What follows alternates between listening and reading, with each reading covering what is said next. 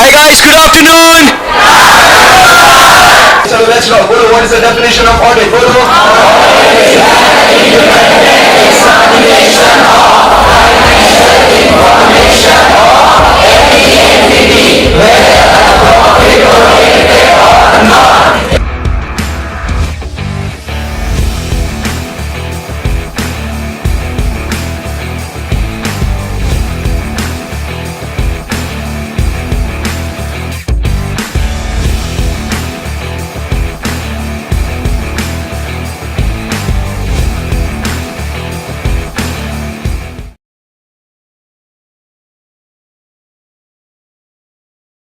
Hi guys, good evening. चलो तो yesterday we completed with two important standards. आपको मालूम होंगे वो थे essay number 220 and 230. बराबर 220 काफ़ी बड़ा स्टैंडर्ड था और काफ़ी इंटरेस्टिंग भी स्टैंडर्ड था, एंड उसी के साथ 230 जो बहुत ही छोटा था और कुछ इसके अंदर खास बातें नहीं थी जो हमने पढ़ ली थी. आज जो हम लोग पढ़ने जा रहे हैं एक बहुत ही अलग इम्पॉर्टेंट स्टैंडर्ड है, that is auditors responsibility in relation to fraud in an audit of financial statements. ऐसे नंबर कौन सा है यहाँ पे जो हम लोग पढ़ने वाले हैं? 240.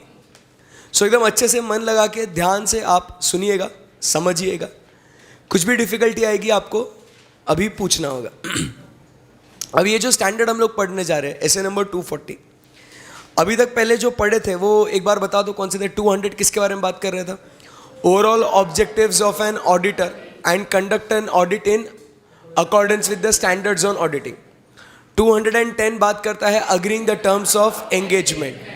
220 बात करता है in respect to what? Quality control on audit of financial statements. 230 बात करता है audit documentation. अब जो हम लोग 5th standard पढ़ने जा रहे हैं वो है किसके बारे में? A responsibility of the auditor in relation to fraud in an audit of financial statements. अब जैसे हम लोग ये स्टैंडर्ड पढ़ने जा रहे हैं ना, आपको यहाँ पे एक सिंपल प्रोसीजरल पार्ट है वो आपको समझना है. पूरा समझने के बाद जैसे हम लोग ने कल ऐसे 220 का समरी बनाया था, एक चार्ट में कवर किया था उसको, वैसे ही हम लोग ये भी स्टैंडर्ड जो है वो बड़ा स्टैंडर्ड है 240. बराबर इसके अंदर भी बहुत सारे पॉइंट्स हैं, हम लोग वो समरी बनाएंगे. बट ये समरी कब बना सकते हैं? जब हम लोग को पूरा प्रोसीजरल पार्ट जो है वो हम लोग को समझ में आएगा तब, राइट. सो हमारी इसके अंदर क्या रिस्पॉन्सिबिलिटी है? किसके अंदर? जब हम लोग ऑडिट कर रहे हैं और ऑडिट में अगर हमको कहीं पे भी फ्रॉड नज़र आता है तो हम लोग क्या करेंगे उसके बारे में बात हो रही है.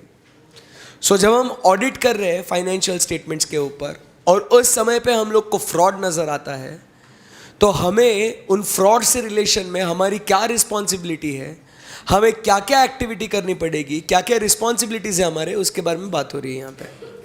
आई बात समझ में? बोलो यस और नो. यस. एकदम रिलैक्स मोड पे, एकदम रिलैक्स इसको पढ़ना है एकदम अच्छे से, ठीक है. Let's start. Scope of this essay, the auditor's responsibility relating to fraud in an audit of financial statements. Okay, standard का नाम ही लिखा हुआ है. कैरेक्टरिस्टिक्स ऑफ फ्रॉड, स्टैंडर्ड का इंट्रोडक्शन. फ्रॉड अलग अलग तरीके के होते हैं. जैसे हम लोग फ्रॉड की बात करें तो we all know fraud is different from error. बराबर कि नहीं? एरर ये जानबूझ के किया जाता है या बस हो जाता है? हो जाता है. That is to say error is intentional और unintentional. Unintentional. But fraud is what? Intentional. So that is what is the characteristics. So यहाँ पे हम लोग क्या देखते हैं कि misstatements in the financial statements can arise because of what? Fraud और एरर. आपको ये ध्यान में रखना है फाइनेंशियल स्टेटमेंट्स के अंदर गलतियां जो होती है ना, ये गलतियां किस वजह से आ सकती है? बिकॉज ऑफ एरर और फ्रॉड. बट ऐसे जो 240 यहाँ पे हम लोग जो बात कर रहे हैं वो किसके बारे में बात कर रहा है? अपनी responsibility in relation to fraud. मतलब मिस स्टेटमेंट्स है, ओके नो प्रॉब्लम. ये मिस स्टेटमेंट्स किसके वजह से आ सकते हैं? दिमाग में सीक्वेंस बनाते रखना. मिस स्टेटमेंट्स किसके वजह से आ सकते हैं? बिकॉज ऑफ एरर्स और फ्रॉड. ऐसे 240 में अपने को किसके ऊपर फोकस करना है? एरर पे या फ्रॉड पे? फ्रॉड पे फोकस करना, स्टेप बाय स्टेप. सो गलतियां फाइनेंशियल स्टेटमेंट्स में दो चीजों के वजह से आ सकती है, एरर या fraud. The auditor is concerned with fraud that causes the financial statements to be what? Materially misstated. मतलब अनदर इंपॉर्टेंट पॉइंट, देखिए financial statement step by step मैं रिपीट करते जाऊंगा बार बार जब तक आपके दिमाग में वो स्ट्रक्चर क्रिएट नहीं होता।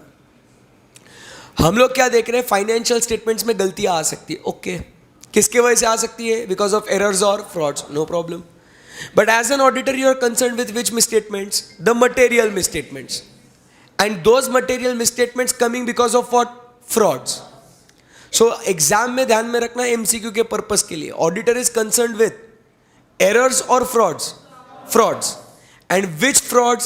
The frauds which causes the financial statements to be misstated or materially misstated. सादा misstatement मैटर नहीं करता, बट कौन सा misstatement मैटर करता है? material misstatement का। आई बात समझ में? yes. There are two types of intentional misstatements.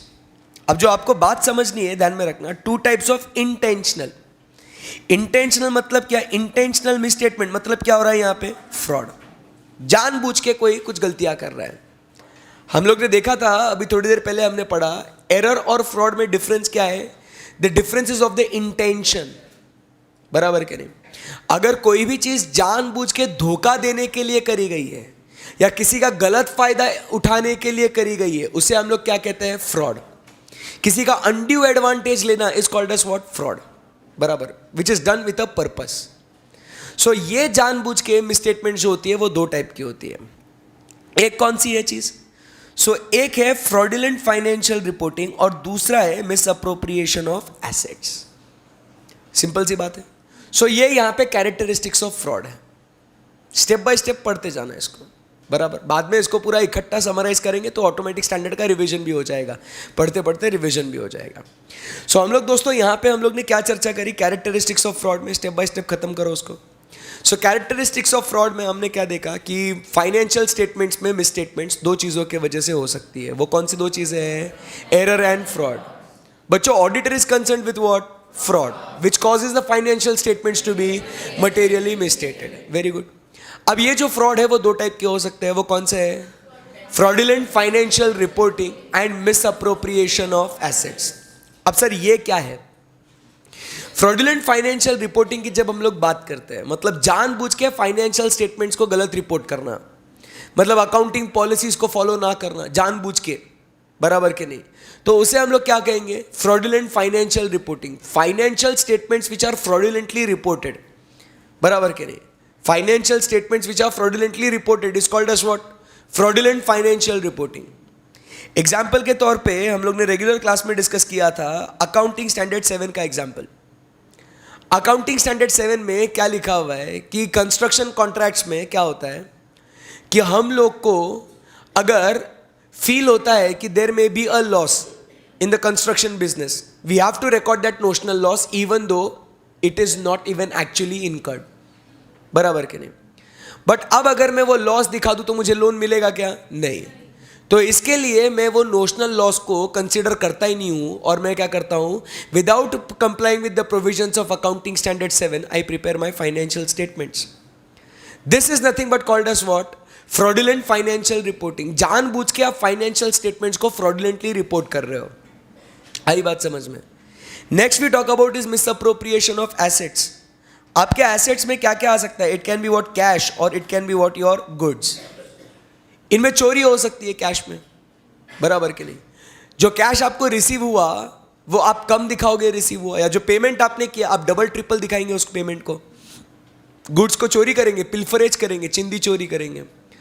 सो ये आपके दो जगहों पे क्या हो सकता है? इंटेंशनल मिसस्टेटमेंट्स हो सकती है। आई बात समझ में? सो इसमें रिस्पॉन्सिबिलिटी ऑडिटर की क्या है वो अपन बातचीत करेंगे यहाँ पे। आई बात समझ में? Yes. So the responsibility for the prevention and detection of the fraud, the primary responsibility for prevention and detection of the fraud rest with both those charge with governance of the entity and the management. Remember that is very important point. Prevention and detection of the fraud, इससे अपन यहां पे क्या लिख देंगे? It is not the responsibility of auditor. ऐसा लिख दे क्या यहां पे? सो it is not the responsibility of the auditor, it is the responsibility of TCWG and the management. Auditor का इसमें कोई रोल नहीं है भाई। ऑडिटर का काम है क्या? ये प्रिवेंट करो, डिटेक्ट करो? नो। ऑडिटर क्या करेगा? आएगा, चेक करेगा मटेरियल मिसस्टेटमेंट है या नहीं है, उसको देखेगा, मिलेगा तो रिपोर्ट करेगा, कहानी खत्म। उसको प्रिवेंट करो, उसको डिटेक्ट करो. No, it is not my primary responsibility. Try to understand the primary responsibility of the auditor is to express an opinion. क्या कह रहा हूं मैं? The primary responsibility of the auditor is to express an opinion. बराबर के नहीं? And not to prevent or detect the errors and frauds. Frauds को prevent करना, उसको डिटेक्ट करना, ये TCWG और मैनेजमेंट की जिम्मेदारी है. Okay okay. यहां पे फिर अभी हम लोग देखते हैं कि इस केस में फिर अगर फ्रॉड्स है तो भैया फिर ऑडिटर की रिस्पॉन्सिबिलिटी क्या है. Let us try to understand. So यहां तक हमने 3 पॉइंट जो पढ़े वो सिंपल से पॉइंट है. वो कौन से है? फर्स्ट पॉइंट, फाइनेंशियल स्टेटमेंट्स में मिसस्टेटमेंट्स हो सकते हैं because of what? Errors and frauds. Auditor, अब बिना बुक में देख के बोलने का, step by step. Financial statements में मिसस्टेटमेंट हो सकते हैं because of what? Errors and frauds. बराबर. Auditor is concern with what? Frauds, which causes the financial statements to be materially misstated. खत्म. 2 टाइप के इंटेंशनल मिसस्टेटमेंट्स होते हैं. कौन से है वो? Fraudulent financial reporting and misappropriation of assets. In misstatements को प्रिवेंट या डिटेक्ट करने की जिम्मेदारी प्राइमरी किसकी है? Those charged with governance and management. What is the auditor's responsibility? We are going to read that now. ये तो पढ़ना है ना अभी. 4th point, responsibility of the auditor in relation to fraud. Introduction समझ में आ गया? Yes. So यहाँ पे 4 बातें बोली गई है. ऑडिटर ने सबसे पहले क्या ऑब्टेन करना है? He has to obtain what? A reasonable assurance from the management, because prevention detection करना किसकी रिस्पॉन्सिबिलिटी है? मैनेजमेंट की. सो मैनेजमेंट से सबसे पहले अपन ने क्या ऑब्टेन करना है? Reasonable assurance that whether the financial statements are free from material misstatement or not. और यही अपने को ऐसे 200 में बोला था कि when you are conducting the audit make sure you obtain what? Reasonable assurance that whether financial statements are free from material misstatements. अब फिर वो अश्योरेंस लेने के बाद we have to check about what? The risk. See, misstatements can happen because of what? Errors and frauds. ये हमने पहले ही पढ़ लिया है. But the risk that the misstatement occurring because of the fraud is greater as compared to the risk coming in because of what? The error. Risk मतलब यहाँ पे क्या है? रिस्क मतलब कि financial statements are what? Materially misstated. Material misstatement होना मेरी बात समझिएगा, मटेरियल मिसस्टेटमेंट होना is what the risk in the audit. बराबर के नहीं? कि फाइनेंशियल स्टेटमेंट्स में क्या है? मटेरियल मिसस्टेटमेंट है, दैट इज द रिस्क. और अब अपने को मालूम है मटेरियल मिसस्टेटमेंट जो है ना, ये मटेरियल मिसस्टेटमेंट 2 चीज़ों की वजह से आ सकती है. अब भी पढ़ा अपन ने, बिकॉज ऑफ एरर और बिकॉज ऑफ व्हाट? फ्रॉड. अब आप मुझे बताइए, the risk of material misstatement happening because of error, ये रिस्क कम है या ज़्यादा है? कम है as compare to this risk because of the fraud. तो यही अपने को वो मिसस्टेटमेंट बिकॉज ऑफ एरर है या फ्रॉड है, as an auditor it is a responsibility to find out. बराबर कि नहीं? कि भैया ये मटेरियल मिसस्टेटमेंट एरर के वजह से हुआ या फ्रॉड के वजह से हुआ है.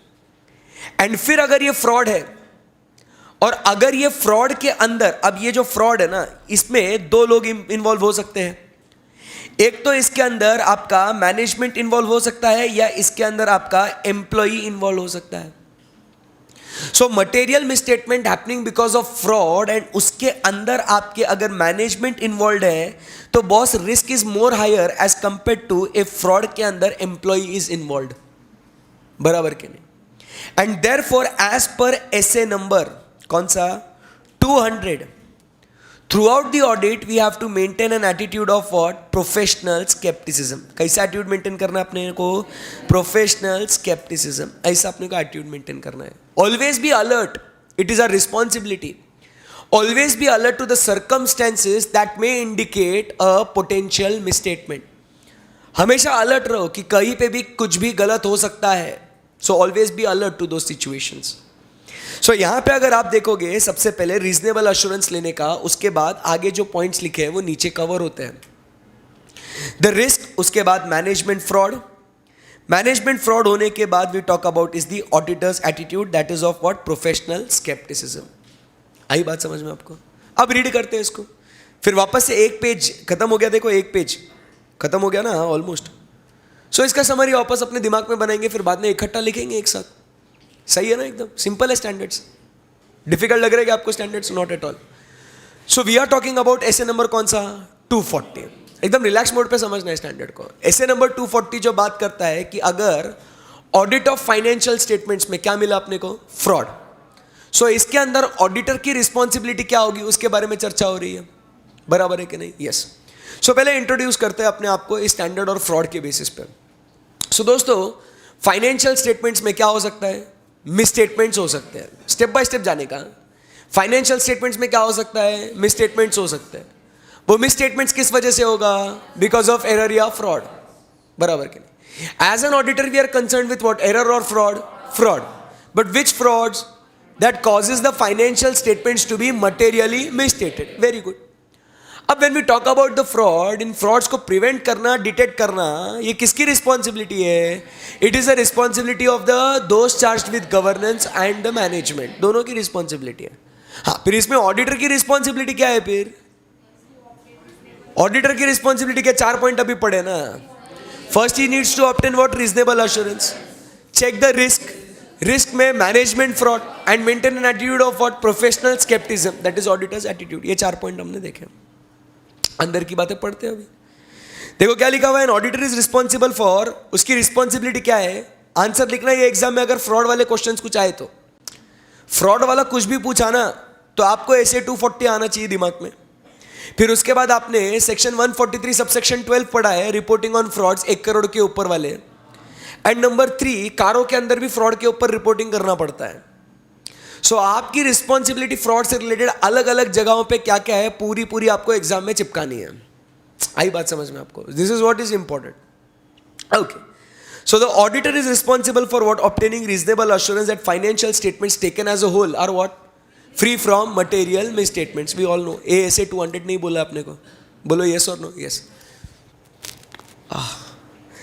अगर आपको यहां पे लिखना है फ्री फ्रॉम मटेरियल मिसस्टेटमेंट, ये रीजनेबल अश्योरेंस, तो आप यहाँ पे ऐसे 200 का रेफरेंस भी दे सकते हो, क्योंकि उसने बोला था अपने को। उसके बाद whether it is caused by fraud और error, owing to inherent limitations of the audit, there is an unavoidable risk that some material misstatements may not be detected. Obviously सारे के सारे मिसस्टेटमेंट्स हम लोग डिटेक्ट नहीं कर सकते, बट फिर उसके आगे रिस्क की बात करनी है। The potential effects of inherent limitations are particularly significant in case of the misstatement resulting from where, fraud. तो रिस्क कहां पे ज्यादा है? रिस्क कहां पे ज्यादा है? When it is because of the fraud. And फिर अगर उस फ्रॉड में अगर ये मैनेजमेंट फ्रॉड है तो रिस्क कंपेरेटिवली क्या है, ग्रेटर है as compare to the employ fraud, जो मैंने ऊपर चार्ट बनाया, सिंपल है। फिर उसके बाद ऑडिटर का attitude, when obtaining the reasonable assurance, जब मैनेजमेंट से आप रीजनेबल अश्योरेंस ले रहे हो, the auditor is responsible for maintaining what, an attitude of professional scepticism throughout the audit, कि बाबा मैनेजमेंट भी खुद क्या कर सकता है, उन कंट्रोल्स को ओवरराइड कर सकता है जो अपन ने प्रिवेंशन और डिटेक्शन के लिए लगाए थे। आई बात समझ में? Yes, simple. इफेक्टिव डेट देख लिया, अब ऑब्जेक्टिव्स की बात करेंगे कि इसमें एग्जैक्टली अपने को करना क्या है। आगे बढ़ सकते हैं अपन यहां से? Yes. Next, what is the objective? The objective of the auditor is, simple सी बात है, अब जब अपन फ्रॉड के बारे में बात कर रहे हैं तो सबसे पहले we need to identify and assess the risk of material misstatement. ये जो हम लोग करेंगे, identifying and assessing the risk of material misstatement, ये आगे हम लोग एक स्टैंडर्ड पढ़ना है, एसे नंबर 315, जो हम लोग को बताता है कि how will you identify and assess the risk of material misstatement. अपने रेफरेंस के लिए हम लोग यहां पे लिखेंगे कि control risk and inherent risk together is called as what, the risk of material misstatement, बराबर। सो पहला अपना ऑब्जेक्टिव क्या है, अपना काम क्या है कि फ्रॉड है या नहीं है, ये फाइंड आउट करने के लिए first we need to identify and assess whether risk of material misstatement is there और नॉट। उसके बेसिस पे हम लोग क्या करेंगे, फर्दर ऑडिट प्रोसीजर्स डिजाइन करेंगे, that is we will obtain what, sufficient appropriate audit evidence about the assess risk of material misstatement, that is actually वो risk present है या नहीं, उसके बारे में हम लोग एविडेंस ऑब्टेन करेंगे। That is, we will perform what we say is called as the further audit procedures, ठीक है ना। एंड फिर हम लोग क्या करेंगे, respond appropriately to the identified और सस्पेक्टेड फ्रॉड्स।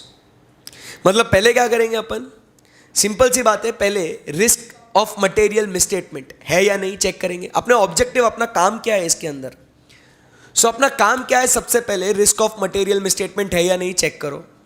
अगर मिला है तो उससे रिलेटेड अपने को क्या करना है, एविडेंस ऑब्टेन करो कि सही में वो है या नहीं है, और फिर अगर है तो उसके बेसिस पे आपको रिस्पॉन्ड करना है कि अगर वो फ्रॉड है तो अपने को क्या ओपिनियन देना है, अगर नहीं है तो अपने को क्या करना है. This is how we respond. Respond का मतलब क्या है, रिएक्ट. और ये जो रिस्पॉन्ड करना है अपने को, ये रिस्पॉन्ड करना है अपने को as per SA number 330, response to the assessed risk. Index में आप देखोगे तो आपको ऐसे 330 का नाम मिलेगा, which is talking about response to the assessed risk. This is what we talk about, the objectives given under essay number 240. Any difficulty till here? फिर ये ऑब्जेक्टिव्स को अचीव करने के लिए अब भयंकर काम अपने को करना है, दैट इज द रिक्वायरमेंट्स. क्या क्या करोगे, that is the requirement, that is the responsibility. Basically I बात समझ में? बोलो यस और नो. यस. सो यहां तक एक बार वापस हो जाए अपनी कहानी. सिंपल सी बात है. हम लोग बात कर रहे हैं फाइनेंशियल स्टेटमेंट्स में मिसस्टेटमेंट्स हो सकती है. बोलो ये सुनो, दिमाग में चार्ट बनाते रहना. मैं बार बार इसके लिए बोल रहा हूं so that you plot those items, और फिर आप चार्ट बनाएंगे मेरे साथ. सो फाइनेंशियल स्टेटमेंट्स के अंदर क्या हो सकता है, मिसस्टेटमेंट्स हो सकती है. वो मिसस्टेटमेंट्स किसके वजह से हो सकती है, एरर एंड फ्रॉड. ऑडिटर किससे कंसर्न्ड है, फ्रॉड. वो भी कौन से fraud, that causes the financial statements to be materially misstated. So इन फ्रॉड्स को प्रिवेंट करना और डिटेक्ट करना, ये किसकी रिस्पॉन्सिबिलिटी है, those charge with governance and management. इन फ्रॉड से रिलेटेड ऑडिटर की रिस्पॉन्सिबिलिटी क्या है, to obtain reasonable assurance that financial statements are free from material misstatement. Risk because of fraud is higher as compare to the error. Then third point क्या कहता है, if management fraud is there the risk is much higher as compare to the employ fraud, and is to maintain an attitude of what, professional scepticism. So यहाँ पे management की responsibility, यहाँ पे auditor की responsibility. गया क्या दिमाग में चार्ट?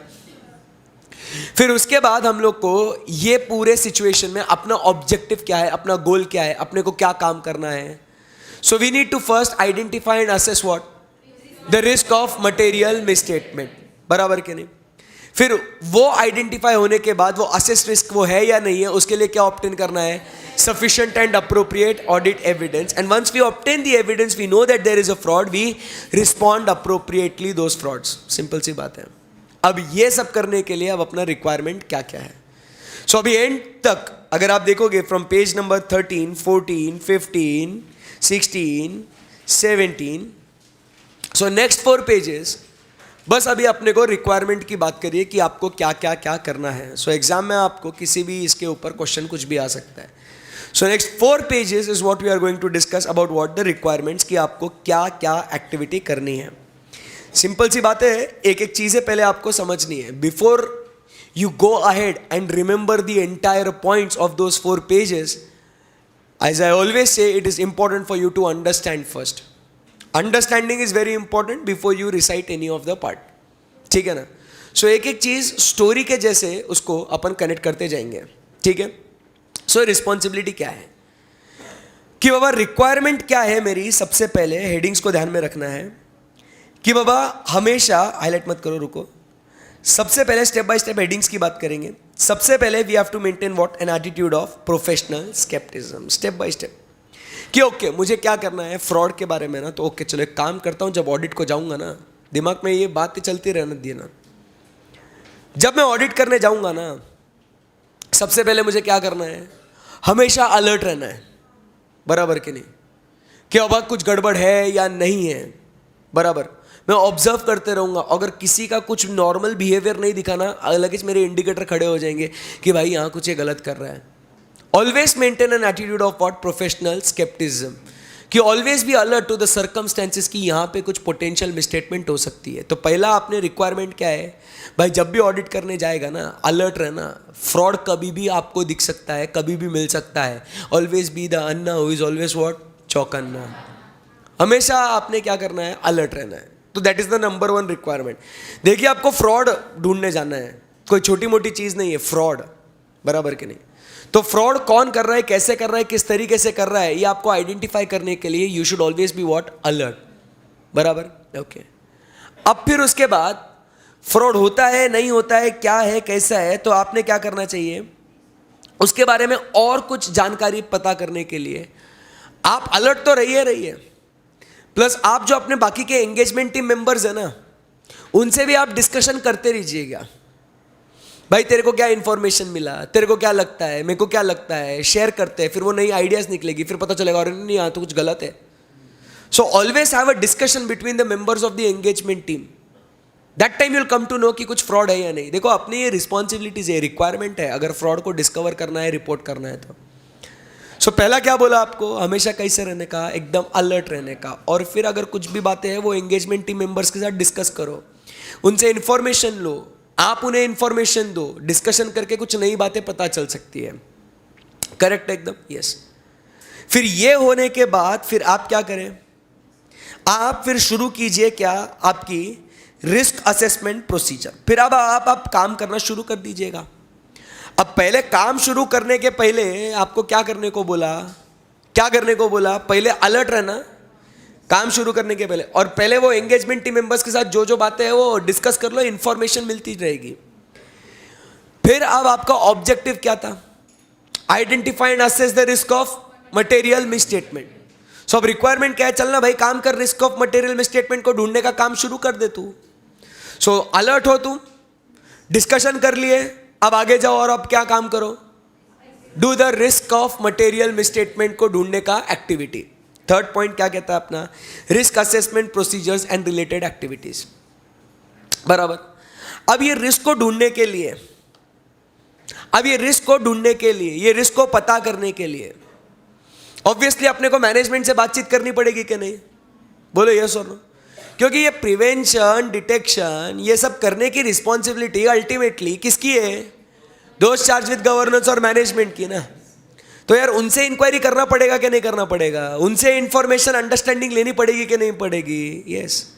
सो इसीलिए रिस्क असेसमेंट करने के लिए हम लोग क्या करेंगे, management and others within the entity, जो भी मैनेजमेंट है, एम्प्लॉयज है, उनसे हम लोग क्या करेंगे, इंटरैक्शन करेंगे, इंक्वायरी करेंगे, बातचीत करेंगे. अपन फ्लो समझ में आ रहा है क्या कर रहा हूं मैं.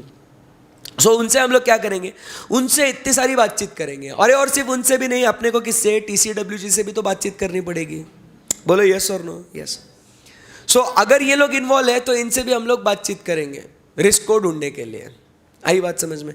बैठे बैठे यहाँ पे अपने कितने पॉइंट हो गए, 5 पॉइंट हो गए. अंदर के पॉइंट अभी तक पढ़ा नहीं अपन ने, स्टेप बाय स्टेप पढ़ते जाना. बोलो यस और नो. यस. सो अब यहाँ से अपन आगे बढ़ते हैं. But before we proceed, 5 point दिमाग में जो अपन ने डाले हैं, उसको रिक्वायरमेंट कैसा है, फ्रॉड को कैसे फाइंड आउट करने का, अपनी क्या रिस्पॉन्सिबिलिटी उसके बारे में बताओ. कि भैया पहले अपन जाएंगे ऑडिट करने के लिए, बट उसमें क्या करना है आपको, always maintain an attitude of what, professional scepticism. Engagement team members के साथ क्या करो, डिस्कशन करो. करेंगे क्या आप लोग, हाँ. फिर अभी आगे बढ़ना है, क्या करना है आपको, रिस्क असेसमेंट प्रोसीजर करना है और रिलेटेड एक्टिविटीज, वो रिस्क को ढूंढने के लिए. तो ये करने के लिए आपको किससे बातचीत करनी पड़ेगी, management and others within the entity plus those charged with governance. क्योंकि अपन ने पहले पढ़ लिया है क्या, कि ये प्रिवेंशन और डिटेक्शन करना उन दोनों की रिस्पॉन्सिबिलिटी है. सही बात है एकदम. यस. फिर अब यहां से आगे बढ़ते हैं. अब इंफॉर्मेशन ले ली अपन ने उनसे, बोलो यस और नो. यस. अब कभी कभी क्या हो सकता है, अपन ने उनसे इंफॉर्मेशन ले ली और अपने पास भी तो ऑलरेडी कुछ इंफॉर्मेशन अवेलेबल होगी कि नहीं होगी. अरे अपन ने एंगेजमेंट टीम मेंबर्स के साथ डिस्कशन करा था, अपन ने उनके बिजनेस के एनवायरनमेंट के बारे में, उनके एंटिटी के बारे में, कंट्रोल्स के बारे में अपन ने कुछ इंफॉर्मेशन ली थी. बराबर कि नहीं. सो जो उन्होंने हमको इंफॉर्मेशन प्रोवाइड करी है और जो इंफॉर्मेशन मुझे मिली है, ये दोनों मैच करेंगे कि नहीं करेंगे, अपन करेंगे. और फिर उसमें क्या हो सकता है कि अपने को क्या हो सकता है कि we may come across certain unusual और अनएक्सपेक्टेड रिलेशनशिप्स. बराबर कि नहीं. वो रिलेशनशिप्स अपन आइडेंटिफाई कर लेते, नहीं यहाँ कुछ गड़बड़ हो रहा है, जैसा होना चाहिए था वैसे यहाँ पे नहीं हो रहा है. मतलब यहाँ पे there is what, an indication of fraud. यहाँ पे आपका सस्पेक्ट ऑफ फ्रॉड ट्रिगर हो जाता है, एक्टिवेट हो जाता है, कि पता चलता है यहाँ पे कुछ तो गड़बड़ है.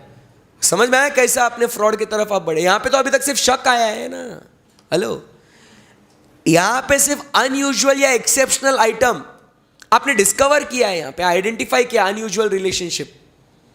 तो आपको यहाँ पे शक हो रहा है कि अरे यार ये ऐसा ऐसा होना चाहिए था, बट ये वैसा वैसा हुआ है, कुछ तो गड़बड़ है यारो.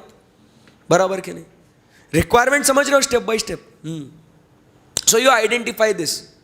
सो इससे रिलेटेड आपको क्या करना होगा, आपको जैसे ही आपको ये क्या अनयूजुअल रिलेशनशिप्स आपने आइडेंटिफाई कर ली ना, इमीडिएटली आगे जाएंगे और क्या करेंगे, फिर और इंफॉर्मेशन लेंगे उससे रिलेटेड, बराबर के नहीं, और इंफॉर्मेशन लेंगे और फिर हम लोग क्या करेंगे, फिर अब पूरा अलग कलर से करता हूं, फिर अपन पूरा क्या करेंगे, वो इवैल्यूएट करेंगे कि ये फ्रॉड के रिस्क फैक्टर्स है क्या, कि ये जो मिस स्टेटमेंट मुझे या कुछ एक गलती मुझे मिली है, ये एरर है क्या, फ्रॉड है.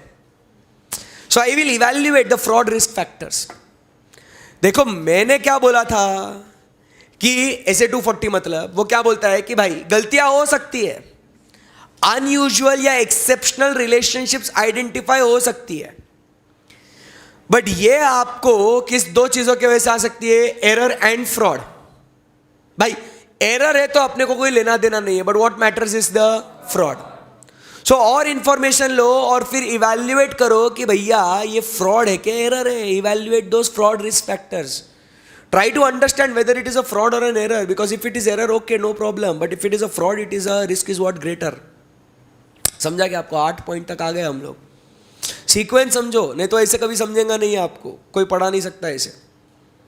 स्टोरी बनाएंगे इसकी, ठीक है ना. सो यहाँ पे you evaluate the fraud risk factors कि इसमें फ्रॉड वाले कुछ चीजें मौजूद है या नहीं है. अभी तक मैं अंदर का कुछ भी नहीं पढ़ाया, बराबर क्या नहीं. अंदर का सिर्फ वो फॉर्मेलिटी पढ़ना है फिर अपने को बाद में, that will be very easy. अपना 1 पेज खत्म हो गया.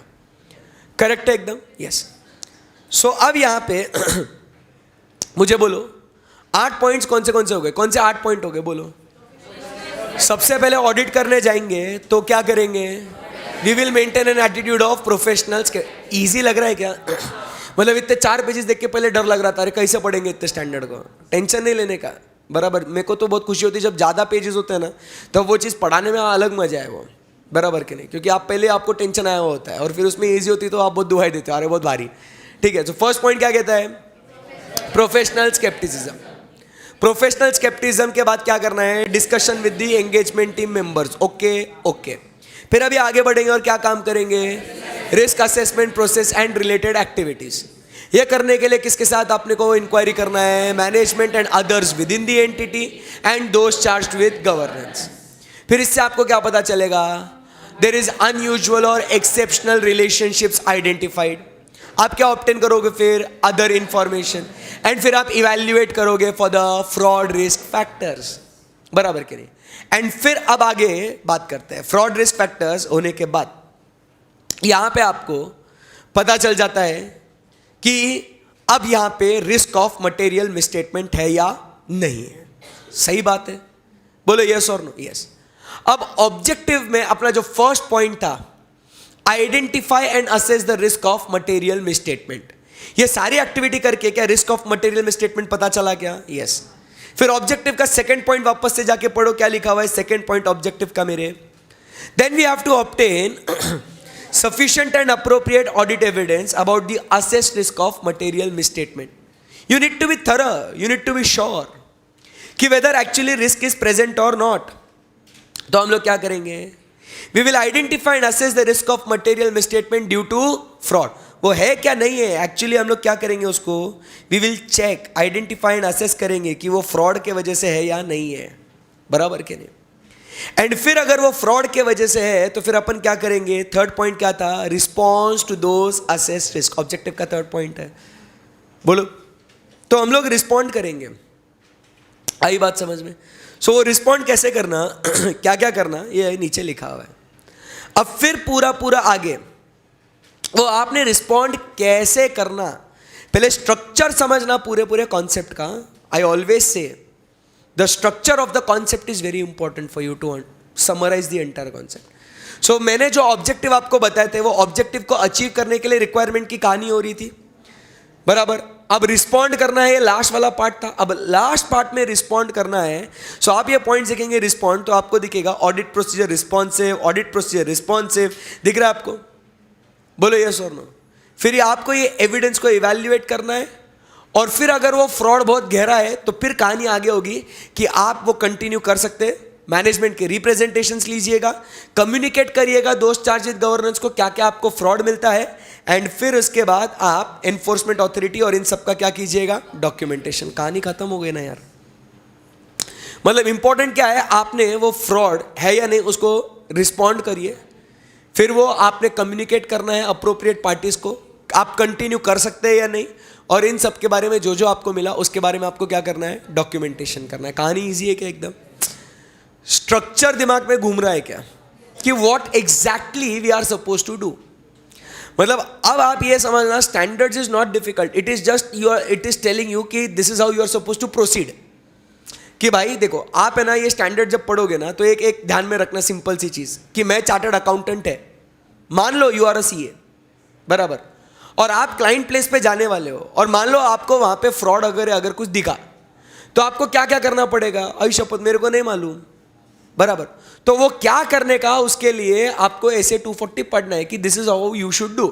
कि भाई जब जाएगा ना, क्या कर, प्रोफेशनल स्केप्टिज्म, डिस्कशन कर, मैनेजमेंट से इंक्वायरी कर, ये सब करने का है.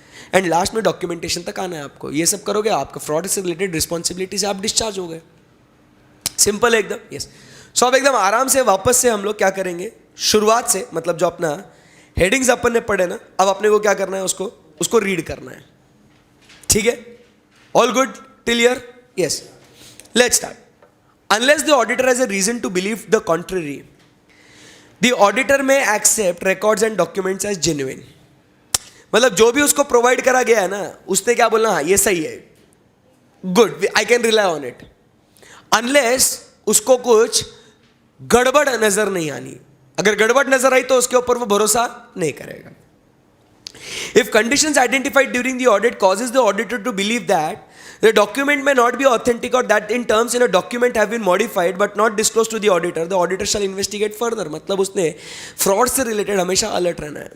एक सिंपल सी बात है यहाँ पे कि अगर यहाँ पे मुझे एक मैनेजमेंट का आदमी कोई है, वो मुझे डॉक्यूमेंट्स अगर प्रोवाइड कर रहा है, बट मुझे उस मैनेजमेंट के कैरेक्टर पे ही डाउट है, मुझे लगता है वो हमेशा कहीं ना कहीं तो भी फ्रॉड या जुगाड़ करने में always he is interested, is involve in it.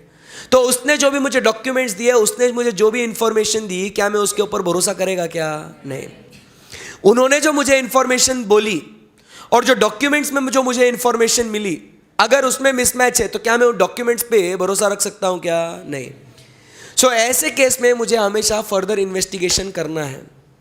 इसके लिए मुझे हमेशा अलर्ट रहना है, बराबर, कि क्या सही है क्या गलत है. इसकी जांच पड़ताल मुझे हमेशा करने के लिए मुझे क्या रहना चाहिए? अलर्ट रहना चाहिए, बराबर. So maintain an attitude of what? Professional scepticism. Then discussion among the engagement team members. This discussion shall take place particular emphasis on how and where the entity's financial statements may be susceptible to material misstatement due to fraud, including how the fraud might occur. आपस में बात करो ना engagement team members के आते. तेरे को क्या लगता कहाँ फ्रॉड हो सकता है बे? ये बोलेगा अरे लास्ट टाइम मैंने जब ऑडिट किया था ना, बराबर, ये कंपनी ने अपने टारगेट्स पूरे करने के लिए ना जानबूझ के सेल्स ज़्यादा दिखाए थे, बराबर, जिसमें जो गुड्स अप्रूवल बेसिस पे बेचने थे, अप्रूवल मिला नहीं, फिर भी सेल दिखाया था इन लोगों ने, बराबर. तो मेरे को लगता है इस बार भी है ना, ये लोग है ना उसके अंदर फ्रॉड कर सकते हैं. So that is the area where the fraud is susceptible. ये कब पता चलेगा कि कहाँ गड़बड़ हो सकती है? अपने अपन लोगों में डिस्कस करो ना. लास्ट टाइम कोई और गया होगा ऑडिट के लिए, इस बार मैं जा रहा हूँ, तो लास्ट टाइम जो गया था ना उससे बातचीत करो ना यार, क्या क्या है. तू अलग एरिया देख रहा, मैं अलग एरिया देख रहा हूँ.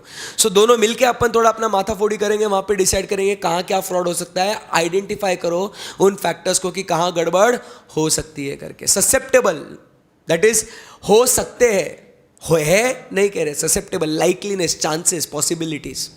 आई बात समझ में? सो पहले अपन ने क्या किया? सबसे पहले प्रोफेशनल स्केप्टिज्म कि कहाँ कहाँ क्या गड़बड़ हो सकती है, वो अपन ने क्या करना है? अलर्ट रहना है.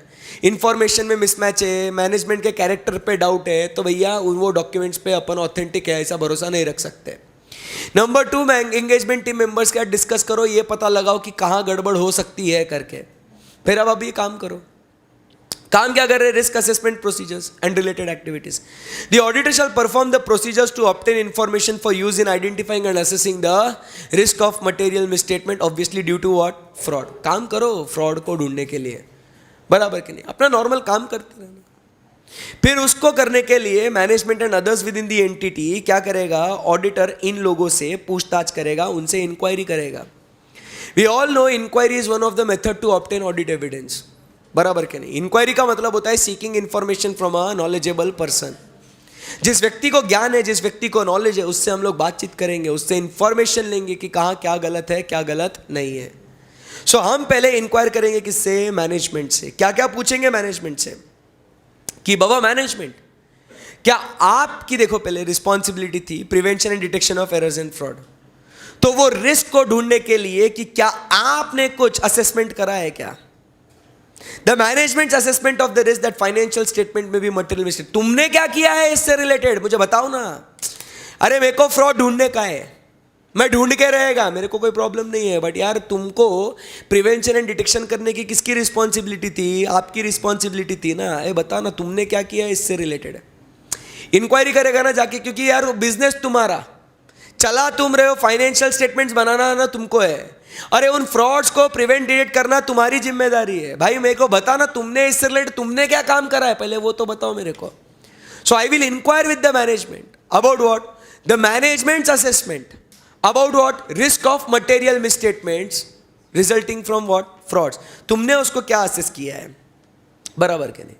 उसके बाद मैनेजमेंट के असेसमेंट में तुमने किया है क्या? अच्छा, तो फिर मैं क्या करूंगा कि फिर तुमने जो आइडेंटिफाई किया है वो किस तरीके से किया है, और तुमने उस फ्रॉड को रोकने के लिए तुमने क्या एक्शन लिया है वो भी बताओ फिर। अच्छा, पहले तो मैं क्या पूछेगा, तुमने किया क्या? रिस्क असेसमेंट प्रोसीजर तुमने किया क्या? फिर दो बातें होगी, एक तो किया, नहीं किया। नहीं किया तो साइड में रख दो, फिर अपन अपना देखेंगे, बट अगर किया है तो किस तरीके से किया तुमने, और फिर करने के बाद जो तुमको रिस्क मिली क्या नहीं मिली, दो बातें होगी। अच्छा, रिस्क मिली, नहीं मिली, नहीं मिली तो छोड़ो कोई बात नहीं, बट अगर मिली तो उसको कंट्रोल करने के लिए आपने क्या रिस्पॉन्ड किया, आपने क्या रिएक्शन किया, आपने क्या कंट्रोल लगाया। That is how the process of identifying and response to that risk, बराबर के नहीं? फिर उसके बाद मैनेजमेंट ने जब तुमको वो गलती मिली तो क्या तुमने वो TCWG को बताया क्या तुमने? क्योंकि आपको मालूम है TCWG सबसे ऊपर होते हैं।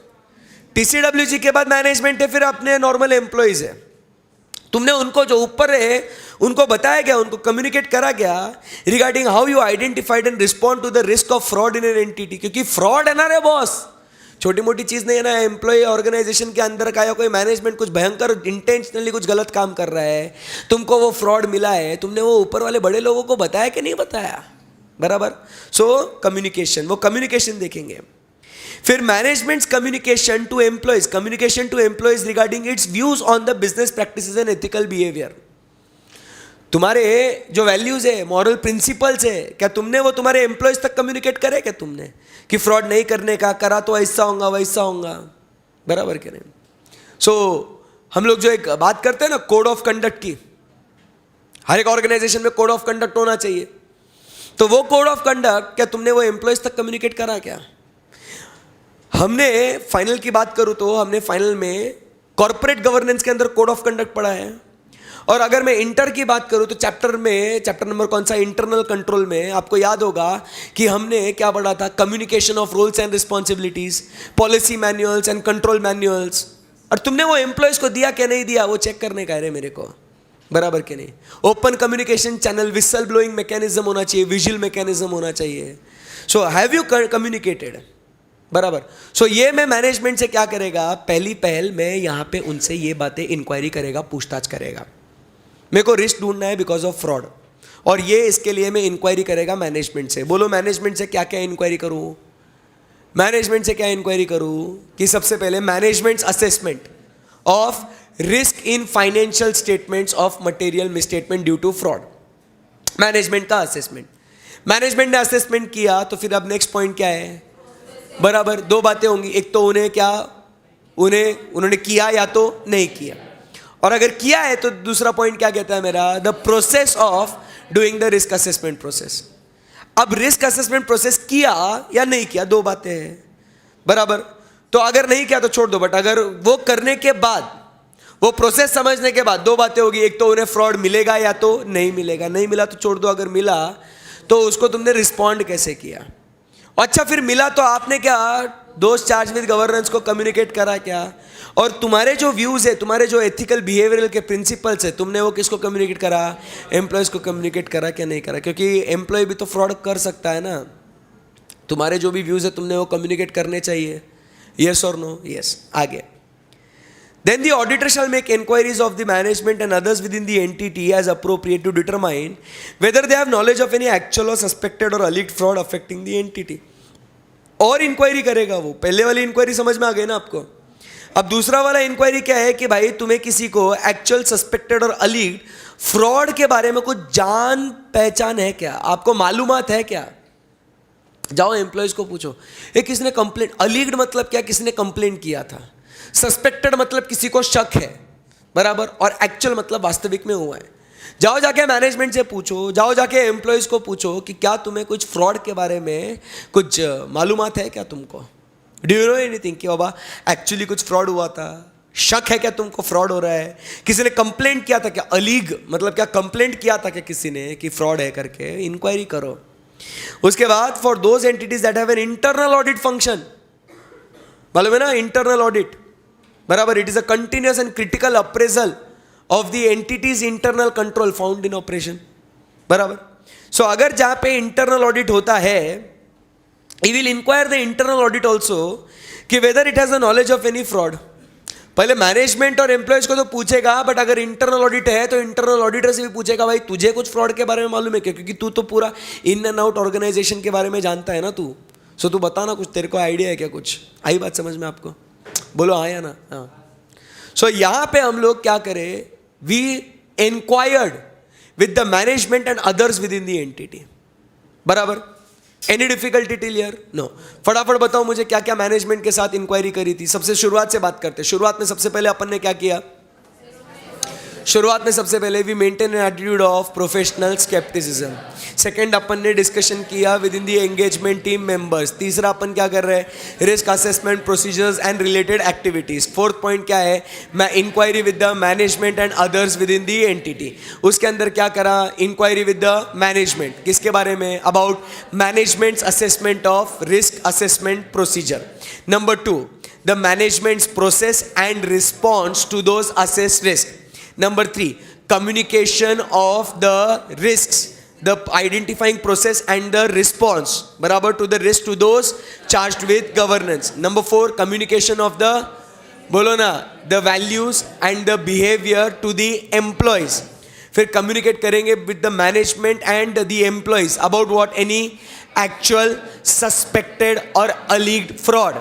बराबर. अगर internal audit है तो communicate with the, inquire with the internal auditor about the actual, suspected or alleged fraud, बराबर. yes. आगे बढ़ते हैं, बात करेंगे TCWG. unless all of the TCWG are involved in the managing entity, the auditor shall obtain an understanding of how those charged with governance exercise the oversight management process for identifying and responding to those risks. यहां पे क्या लिखा हुआ है, ध्यान से सुनना. देखो, मेरी बात को समझने की कोशिश करना. जरूरी नहीं है हर एक ऑर्गेनाइजेशन में टीसीडब्ल्यूजी हो करके, क्योंकि कभी कभी क्या हो सकता है, ऑर्गेनाइजेशन का management is equal to TCWG, TCWG अलग से नहीं होगा. सो अगर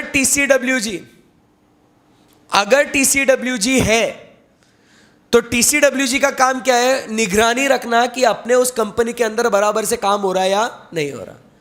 सो हम लोग मैनेजमेंट से तो ऊपर इंक्वायरी कर लिए, अब हम लोग टीसीडब्ल्यूजी से जाके पूछेंगे कि भाई ये जो भी फ्रॉड वॉड हो रहा है, आइडेंटिफाई, रिस्पॉन्डिंग वगैरह, भाई टीसीडब्ल्यूजी तुम कैसे ध्यान रखते हैं इसके ऊपर, तुम्हारा भी तो कुछ तो रिस्पॉन्सिबिलिटी बनता कि नहीं बनता.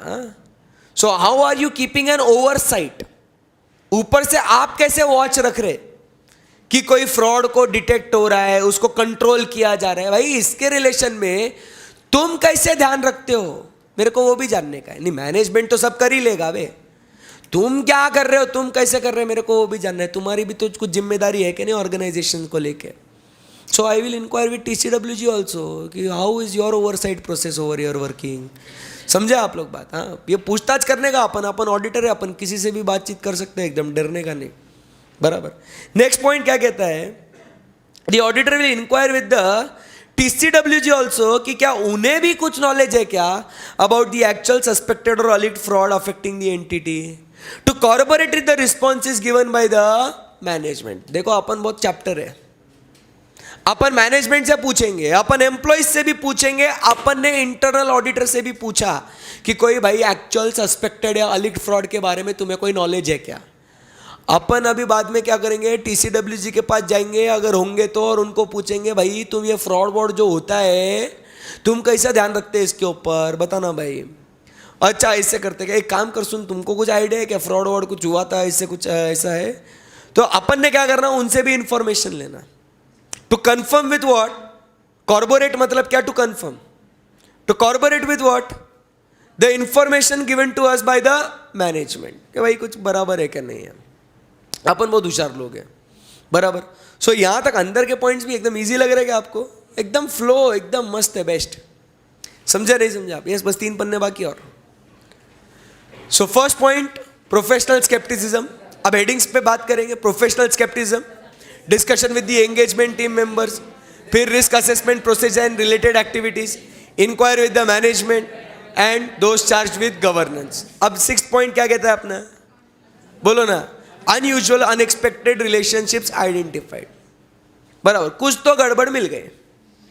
The auditor shell evaluate whether unusual or unexpected relationships that have been identified in performing analytical procedure, analytical procedure ये आगे पढ़ेंगे अपन अंडर essay नंबर 520, बराबर, including those related to revenue accounts may indicate the risk of material misstatement due to what, fraud.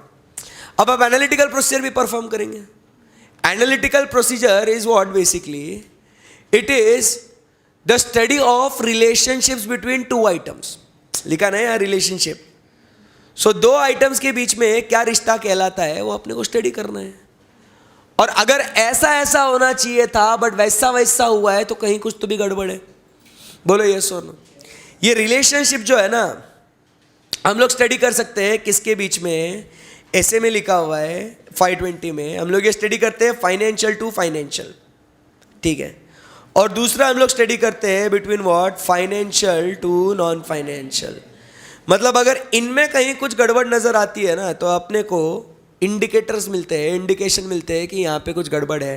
फिर अपने को check करना है कि वो फ्रॉड है या नहीं, चेक करना। Try to understand financial to financial मतलब क्या है, अपने को try to understand very well. Financial to financial में अपने को सेल्स टू डेटर्स जब अपन देखते हैं, इट इज़ व्हाट, दोनों फाइनेंशियल आइटम्स है, बराबर के नहीं। But on the other hand the rent what we pay to the square feet of the area, ये क्या है, फाइनेंशियल टू नॉन फाइनेंशियल। अगर मुझे बताओ स्क्वायर फीट एरिया उतना ही है बट अभी रेंट बढ़ गया तो ऑटोमेटिकली आप क्या होगा, डाउट आपको ट्रिगर हो जाएगा कि लास्ट ईयर भी इतना ही स्क्वायर फीट था बट रेंट का अमाउंट कम था, इस बार भी स्क्वायर फीट इतना ही, रेंट कैसे बढ़ गया, क्या गड़बड़ है। आओ पूछेंगे, इंक्वायरी करेंगे, एनालिटिकल प्रोसीजर, एनालिसिस करेंगे। आई बात समझ में आपको? बोलो any difficulty till here, no. So अपने को कुछ तो गड़बड़ मिल गई तो वो चेक करने का कि whether it is due to fraud और not, we have to see that. बोलो यस और नो, यस। GH वाले पॉइंट एकदम simple. The auditor shall consider whether other information obtain by the auditor indicates वो fraud है क्या नहीं, और कुछ इंफॉर्मेशन लिया आपने एंड दैट इंडिकेट्स कि भाई फ्रॉड है। या तो evaluation of fraud risk factors, the auditor shell evaluate whether the information obtain from other risk assessment procedure and related activities perform indicate that कहीं कुछ फ्रॉड फैक्टर्स प्रेजेंट है, या जो भी अपन ने किया ना अभी ये risk assessment procedure and related activity करा ना अपन ने, अरे ऊपर पढ़ा के नहीं पढ़ा, इसमें अपने को जो भी करा, जैसे अपन ने क्या किया, मैनेजमेंट के साथ अपन ने इंक्वायरी करी क्या नहीं करी, अपन ने एम्प्लॉयज़ के साथ अपन ने इंक्वायरी करी, अपन ने इंटरनल ऑडिटर के साथ अपन ने इंक्वायरी करी, अरे अपन ने TCWG के साथ पूछा, अपन ने अदर इंफॉर्मेशन ऑब्टेन किया, अपन ने एनालिटिकल प्रोसीजर अपन ने परफॉर्म किया, अरे अपन ने बहुत काम किया यहाँ पे। सो ये सब काम करने के बाद अगर आपको कहीं पे भी फ्रॉड वाले कुछ संकेत नजर आते हैं, बराबर के नहीं, सो फिर आपने क्या करना है, आपने आगे बढ़ना है। रिस्पॉन्ड कैसे करेंगे उसको, बोलो यस और नो। ओए ध्यान देना है, कैसा मस्त है तो एकदम नींद में सो रही है एकदम मजे में। हाँ, next point, while fraud risk factors may not necessarily indicate the existence of fraud, They have often been present in the circumstances where fraud have occurred and therefore indicate the risk of material misstatement due to fraud. अपने को check करने का है कि वो fraud है या नहीं है. यहाँ तक आपको 8 पॉइंट्स में कोई डिफिकल्टी है क्या? बोलो. नो. सो यहाँ से अभी identifying and assessment of risk of material misstatement due to fraud. अब अपने को पता चल गया ना कि फ्रॉड हो सकता है करके. सो अब यहाँ पे ध्यान से सुनना, अपने को ये जो फ्रॉड है ना, अभी पॉइंट्स एकदम सिंपल है, पढ़ते रहना मेरे साथ. The auditor shall identify and assess the risk of material misstatement due to fraud at the financial statement level. कि वो फ्रॉड पूरे फाइनेंशियल स्टेटमेंट लेवल को अफेक्ट करता है या नहीं करता. कभी कभी अपने को ये फ्रॉड जो है ना, अपने को आगे पढ़ेंगे, ये असर्शन लेवल्स को भी अफेक्ट करता है या नहीं करता है, ये अपने को चेक करना है. मतलब फाइनेंशियल स्टेटमेंट्स में जो फ्रॉड है या असर्शन लेवल पे फ्रॉड है, अपने को चेक करना है. वी हैव स्टडीड कि इंटेंशनल मिसस्टेटमेंट्स 2 लेवल पे हो सकते हैं, at financial statement level and at assertion level. मतलब ट्राई टू अंडरस्टैंड, फ्रॉड सिर्फ कुछ असर्शंस को अफेक्ट कर सकता है. लाइक अगर कोई फ्रॉड हो गया ना, ये फ्रॉड सिर्फ क्या हो सकता है, आपके एसेट्स का, मतलब क्या, चोरी हो गई, पूरा का पूरा बुक्स ऑफ अकाउंट्स में एसेट कंप्लीट रिकॉर्डेड है, फाइनेंशियल स्टेटमेंट उसके वजह से अफेक्ट नहीं हुआ, बट एक असर्शन अफेक्ट हो गया. वो असर्शन कौन सा? एग्जिस्टेंस. वो एक्चुअली प्रेजेंट ही नहीं है.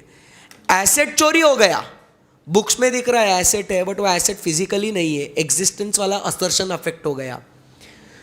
So the fraud, misappropriation of assets, affected which assertion? Existence वाला.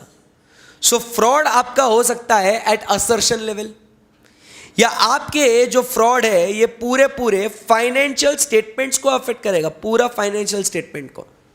बराबर कि नहीं? स्टॉक का वैल्यूएशन ही गलत हो गया, पूरा फाइनेंशियल स्टेटमेंट हिल जाएगा. स्टॉक का वैल्यूएशन अफेक्ट हो गया तो आपका प्रॉफिट अफेक्ट होगा, रिजर्व अफेक्ट होगा, ऑटोमेटिकली आपका पीएनएल, बैलेंस शीट सब अफेक्ट हो जाएगा. सो यहां पे फ्रॉड 2 जगह पे मौजूद हो सकता है, financial statement level and at assertion level.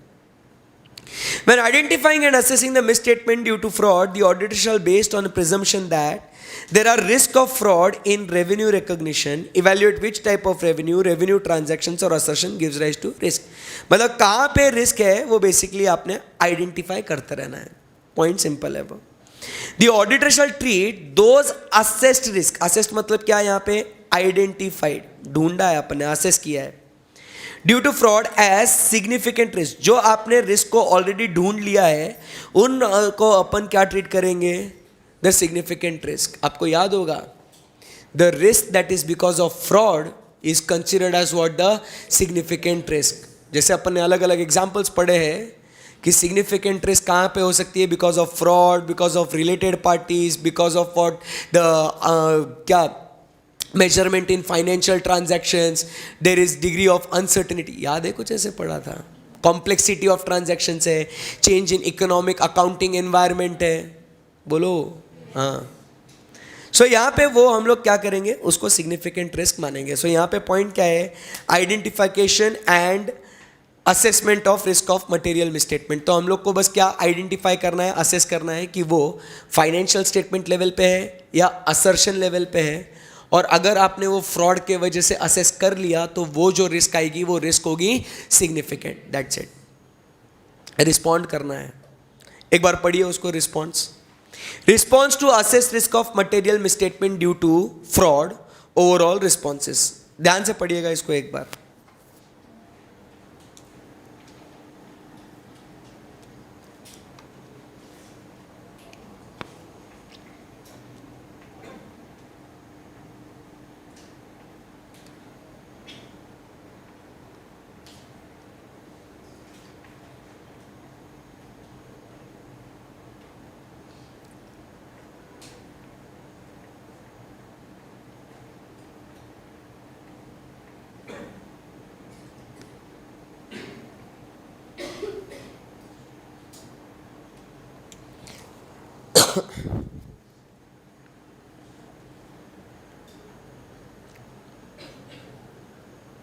हुआ पढ़ के?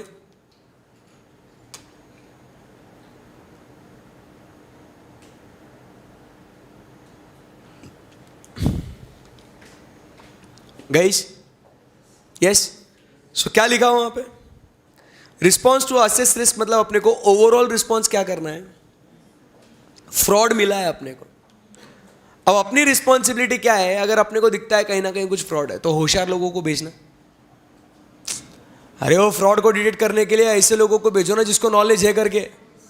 सो फर्स्ट पॉइंट में क्या लिखा हुआ? Assign and supervise personal taking account of the knowledge, skill and ability. अरे वो होशियार व्यक्ति होना चाहिए, ऐसे व्यक्ति को वहां पे असाइन करो वो एरिया से रिलेटेड।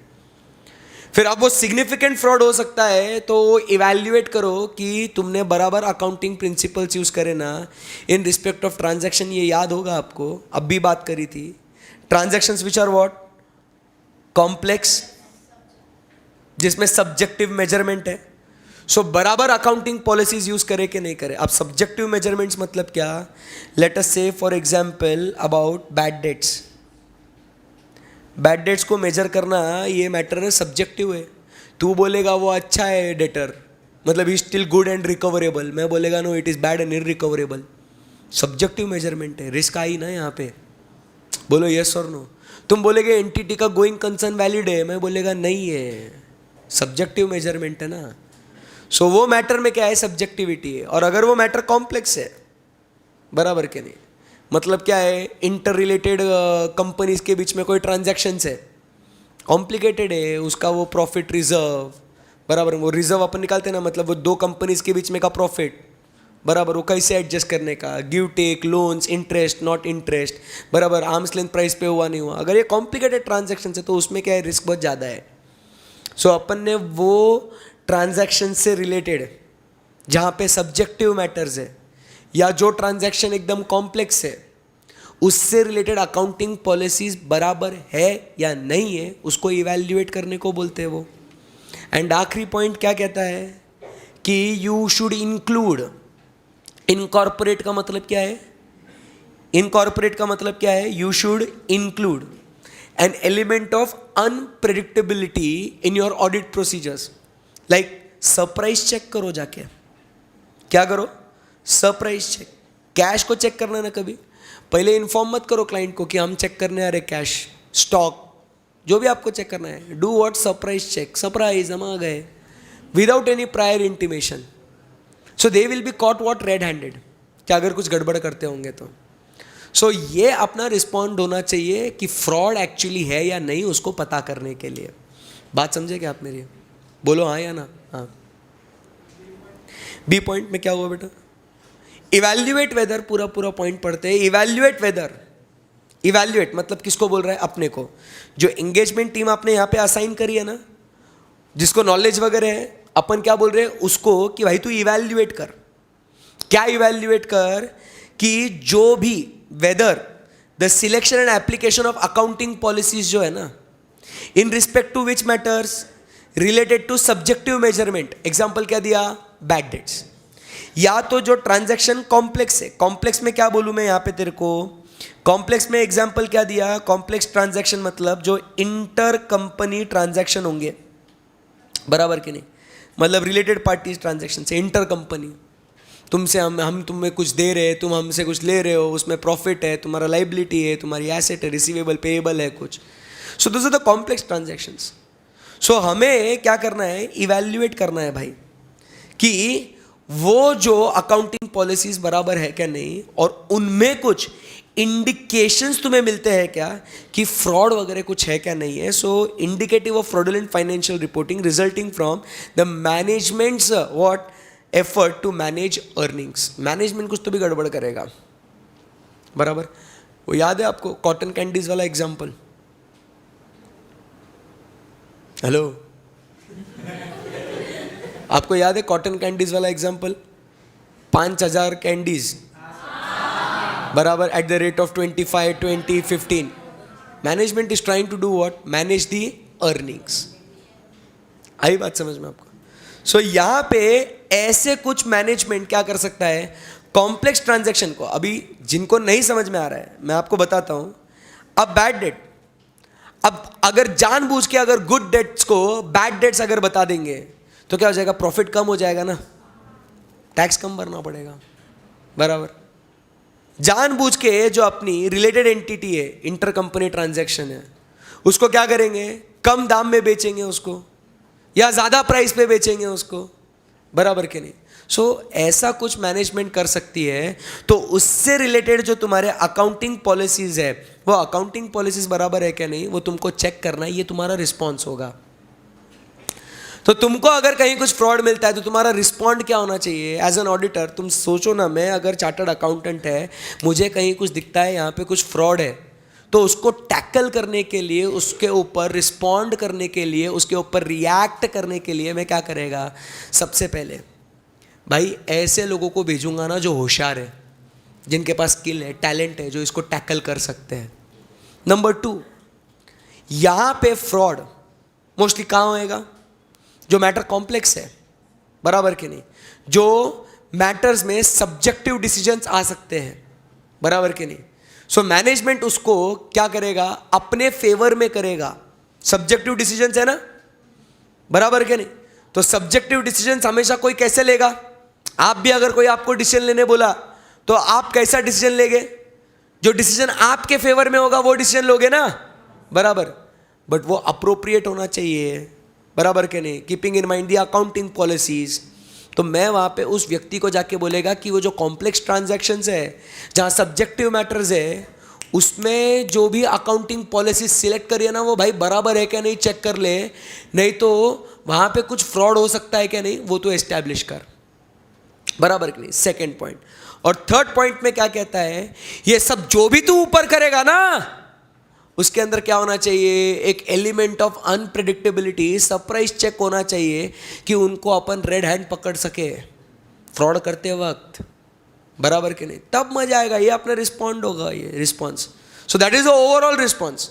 होशियार लोगों को भेजो, जो एरिया क्या है, कॉम्प्लेक्स है या सब्जेक्टिव मेजरमेंट है, उसके अकाउंटिंग पॉलिसीज को इवैल्यूएट करो, एंड उसके अंदर इवैल्यूएट करते समय एक एलिमेंट ऑफ क्या रखो, अनप्रेडिक्टेबिलिटी रखो इन your audit procedures. Clear, clear, समझा, पक्का, यस।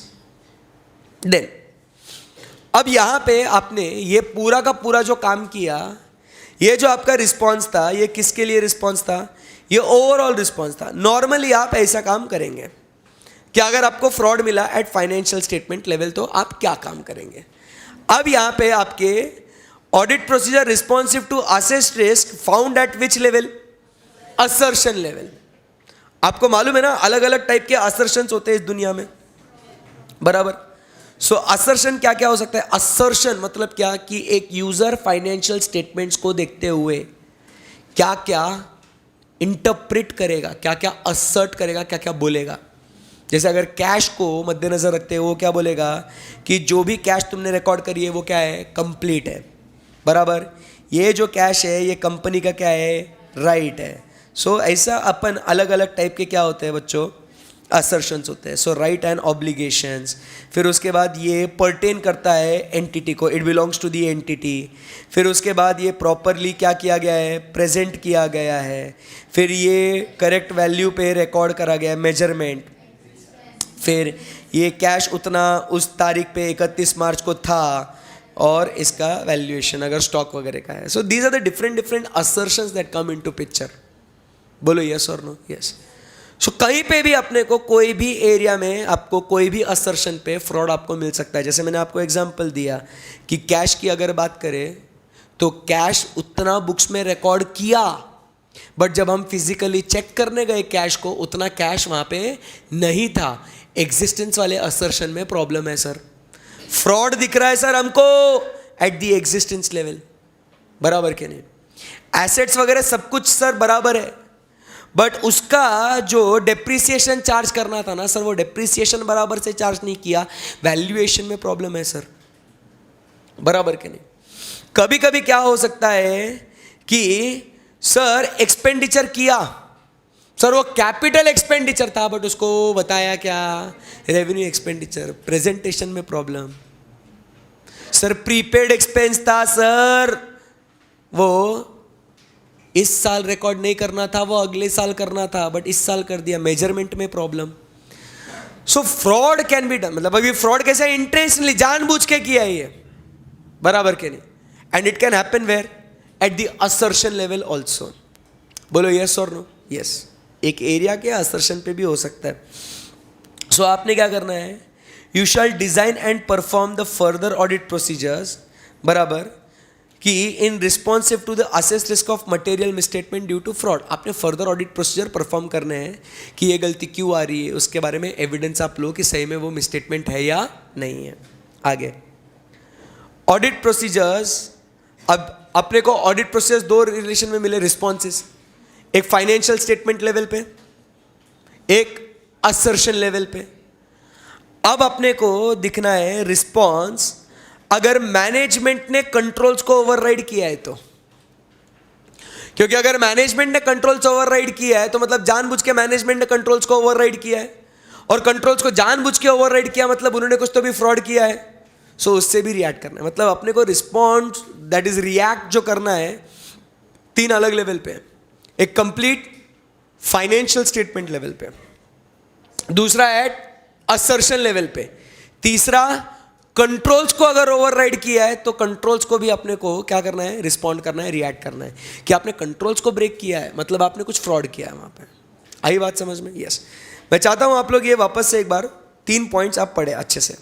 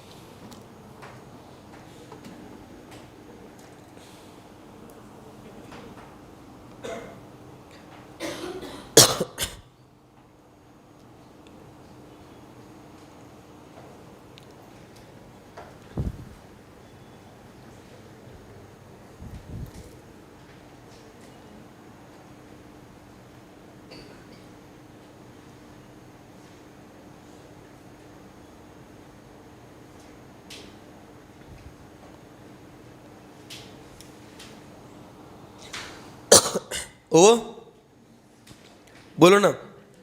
सो आपको कुछ बातें समझ में आई होगी. क्या लिखा हुआ है यहां पे? मैनेजमेंट फ्रॉड परपेट्रेट मतलब क्या कर सकता है? मैनेजमेंट फ्रॉड कर सकता है, बराबर. कैसे कर सकता है? By overriding the controls. बोलो यस और नो. इसके लिए कम वॉट में ऑडिटर को ऑडिट प्रोसीजर्स करनी पड़ेगी to check the following or situations or circumstances A, B, C, D. अगर आपने ये चारों पॉइंट्स पढ़े होंगे तो चारों में आपको दिखा होगा कहीं ना कहीं मैनेजमेंट का जजमेंट इन्वॉल्व होता है. आप देख लेना, in respect to the journal entries recorded in the journal ledger and adjustments made in preparation of financial statements. कहीं पे कुछ एडजस्टमेंट करना पड़ता है, that is revaluation of assets liabilities करने पड़ते हैं, बराबर. सो उसमें भी मैनेजमेंट का जजमेंट आता है. या तो management about accounting estimates. Accounting estimate मतलब क्या? कि whether a particular debt is good और bad, to determine the useful life of the asset, to determine what the contingent liability. ये सारे के सारे क्या है? एस्टिमेट्स है ना. बोलो यस और नो? यस. सो उसके अंदर क्या हो सकता है? मैनेजमेंट उसको अपने हिसाब से कर सकता है. Number 3 point, it is about retrospective review of the judgments and assumptions. उन्होंने पहले कुछ यूजफुल लाइफ डिसाइड कर ली होगी, अब वो बोलते नहीं, अब वो नहीं है, अब न्यू यूजफुल लाइफ होगी. बोलो यस और नो. बोलो यस और नो. यस. सो उसमें चेंजेस कर सकते हैं, या कोई भी सिग्निफिकेंट ट्रांजैक्शन जो outside the normal course of business है, दैट अपीयर अनयूजुअल, जो आज तक कभी तुमने किया नहीं बट अचानक से तुमने किया, बराबर. That is research and development. आज तक कभी नहीं करे, अचानक से क्यों कर रहे हो? ये क्या हो रहा है? चोरी ध्यान देना. आई बात समझ में? सो ऐसे ये पूरे जो ट्रांजैक्शंस है इसके अंदर क्या हो रहा है दोस्तों? या इन सारे के सारे ट्रांजैक्शंस में क्या हो रहा है? There is judgement of what? Of management. हाँ बेटा बताता हूं. इन सब में क्या हो रहा है? There is judgement of what? Management. C वाले पॉइंट में क्या लिखा हुआ है बेटा? कि परफॉर्मर रेट्रोस्पेक्टिव. दो बातें होती है, प्रोस्पेक्टिव एंड रेट्रोस्पेक्टिव. बराबर. रेट्रोस्पेक्टिव मतलब क्या होता है? पीछे से. अब अपन ने पीछे कुछ अकाउंटिंग एस्टिमेट लिया होगा, let us say about useful life of asset, और हमने क्या बोला कि लेट अस से it is now what? 10 years. और हमको क्या लगता है? नहीं नहीं, 10 years नहीं है. जो हमारा पिछला जो अजम्पशन था ना यूजफुल लाइफ का, दैट इज रॉन्ग. हमें लगता है ये जो एसेट है ना, आप क्या बोलते हैं उसको? 10 years नहीं, it can go up to how many years? 20 years. So आप अभी वो उसका इफेक्ट, प्रोस्पेक्टिव इफेक्ट दोगे ना. पहले रेट्रोस्पेक्टिव इफेक्ट देते, आप क्या देंगे? प्रोस्पेक्टिव इफेक्ट देंगे. सो आपके मेजरमेंट्स वगैरह सब चेंज हो गए ना. बराबर. So management is what? Itself reviewing their own judgements और assumptions in respect to what? The significant accounting estimates. पहले उन्होंने खुद कुछ अकाउंटिंग एस्टिमेट लगाया था, वो बराबर है क्या नहीं वो अपन चेक करेंगे. बट अब वो क्या कर रहे हैं? वो उसको चेंज करना चाहते हैं उस एस्टिमेट को जो उन्होंने ऑलरेडी बनाया है. तो वो भी एस्टिमेट सही है क्या नहीं है वो भी चेक करना पड़ेगा ना अपने को. बोलो यस और नो? यस. इसको अपने को रिव्यू करना है, because these are the circumstances where judgement of the management are involved. It includes what? The chances of risk because of fraud, because they are done on purpose. चलता है, allowed है, हमें उसमें प्रॉब्लम नहीं है. 60,000.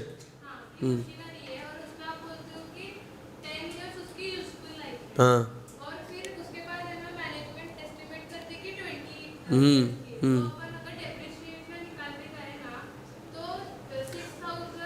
Prospective होएगा ना वो इफेक्ट जो भी होगा वो. हाँ, ऑलरेडी प्रोवाइड कर लिया है. हाँ, तो नहीं कर सकते ना. बट आगे फ्यूचर में वो उसका डिप्रिसिएशन का इम्पैक्ट और कम होएगा ना. करेक्ट है ना. अपने को उससे प्रॉब्लम नहीं है कि बाबा वो 10 का 20 क्यों कर रहे हैं. मे बी वो सही भी हो सकता है ना. बट अपने को बस क्या करना है कि अपने को ऑडिट प्रोसीजर्स डिज़ाइन और परफॉर्म करनी है टू इवैल्यूएट कि जो भी ये वो काम कर रहे हैं वो सही है या नहीं.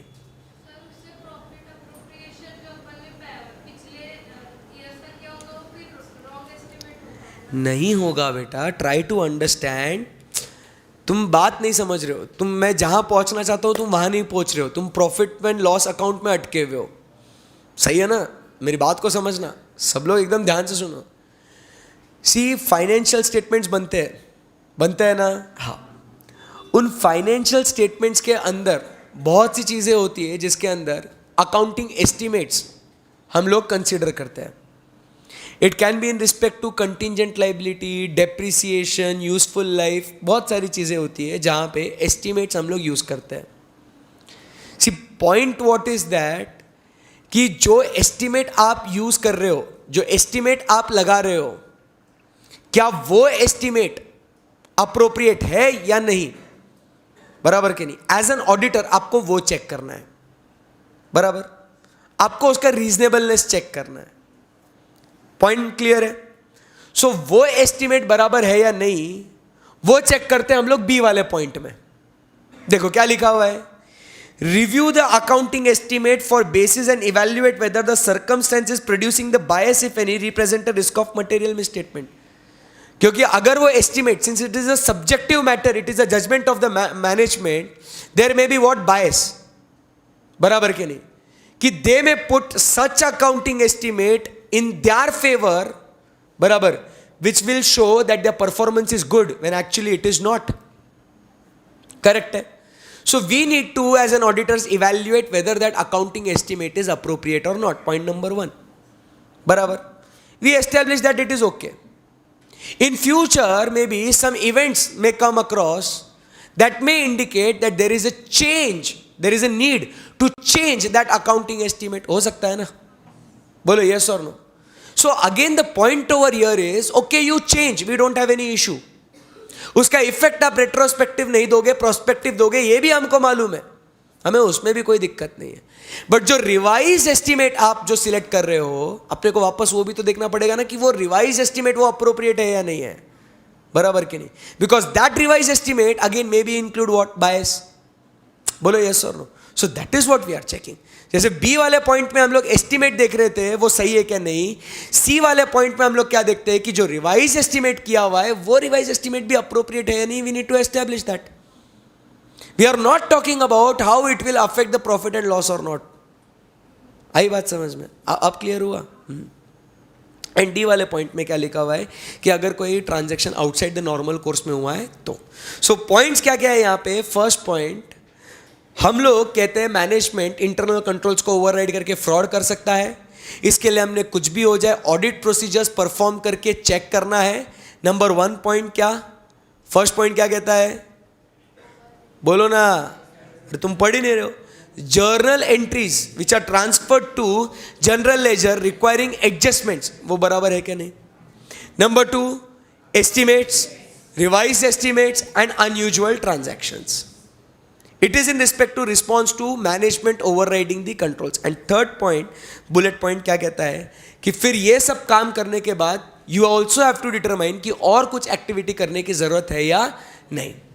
क्लियर है एकदम? Yes, very good. 12th वाला हेडिंग पढ़िए, evaluation of audit evidence. Simple सी बात है ये. सो अभी तक जितना पढ़ा वो समझ में आ रहा है क्या आपको? बोलो हाँ या ना? हाँ जी, पढ़िए.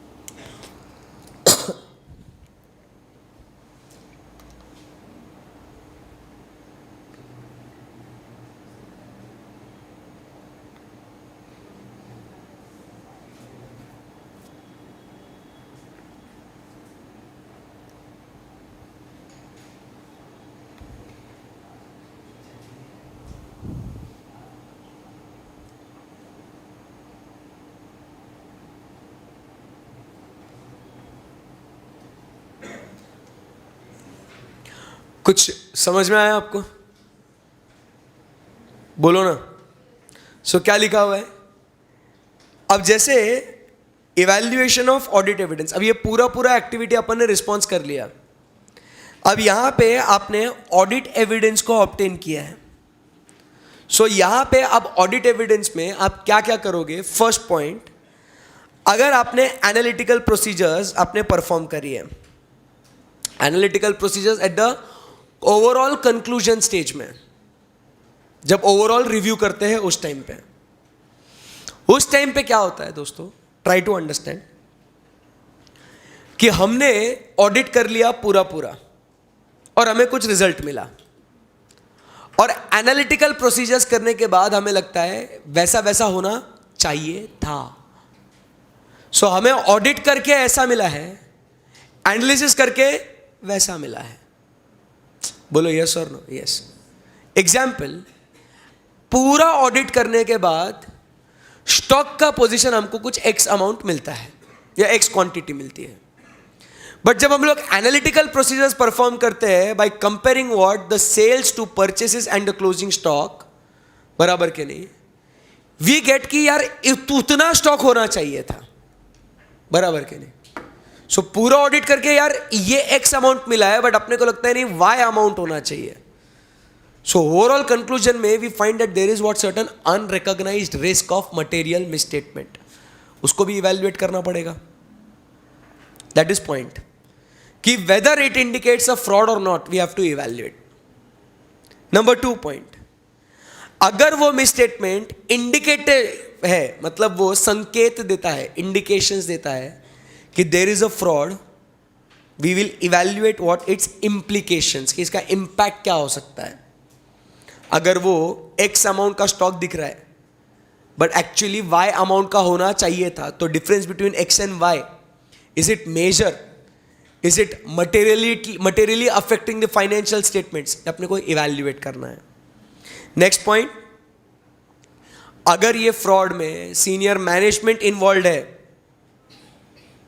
बराबर, या मैनेजमेंट इन्वॉल्व है, जानबूझ के किया है इन्होंने, सो हम लोग को पूरा का पूरा काम रीअसेस करना पड़ेगा, वापस से करना पड़ेगा, क्योंकि हम लोग रिस्क वो टॉलरेट नहीं कर सकते अभी. एंड उसके बाद अगर ऑडिटर कंफर्म करता है या वो कंफर्म नहीं कर सकता है कि फ्रॉड है या नहीं है, उसका ऑडिट पे क्या इम्पैक्ट होगा उसको वो देखना है. पहले ओपिनियन पे क्या इम्पैक्ट आएगा, अब फिर ऑडिट पे क्या इम्पैक्ट आएगा वो देखना है. राइट. ऑडिटर अनेबल टू, बस खत्म होने आ गया स्टैंडर्ड, बराबर. बहुत छोटा है ना एकदम, ये बहुत मजा आ रहा है, है ना. Very good. आज एक ही स्टैंडर्ड होगा लगता है ऐसे, है ना. Auditor unable to continue the engagement. Simple points, अभी कोई डरने की बात नहीं है, अभी सिंपल है. अब auditor unable to continue the engagement क्या लिखा हुआ है, मेरे साथ सिंपल पढ़ना. If as a result of misstatement resulting from fraud और सस्पेक्टेड फ्रॉड, दिखता है फ्रॉड है, the auditor encounters exceptional circumstances that bring into question the auditor's ability to continue performing the audit, the auditor shall. सबसे पहले एकदम ध्यान से पढ़ना, अगर उसको फ्रॉड मिलता है कि एज ए रिजल्ट कि there is a misstatement from fraud और सस्पेक्टेड फ्रॉड, और वो क्वेश्चन मार्क क्रिएट करता है कि अपन इतना फ्रॉडुलेंट एक्टिविटी में अपन कंटिन्यू कर सकते हैं या नहीं कर सकते. क्योंकि अगर मान लो कोई ऑर्गेनाइजेशन ने टैक्स फ्रॉड्स किए हैं, बराबर, तो अपन उनका काम नहीं कर सकते, because we can not support a client in the frauds. Correct है ना. अपने को रिपोर्ट करना पड़ेगा, बट रिपोर्ट नहीं कर सकते बिकॉज ऑफ व्हाट, कॉन्फिडेंशियलिटी. अरे बाप रे, पंगा हो गया ना यहाँ पे. सो ऐसे केस में अपन ने वो क्लाइंट के साथ ऑडिट कंटिन्यू नहीं करना, छोड़ दो.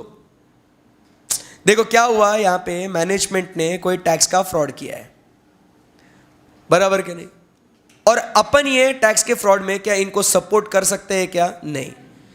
अपन ये इनकम टैक्स ऑफिसर्स को रिपोर्ट कर सकते हैं कि मेरे क्लाइंट ने फ्रॉड किया है, नहीं, बिकॉज ऑफ कॉन्फिडेंशियलिटी.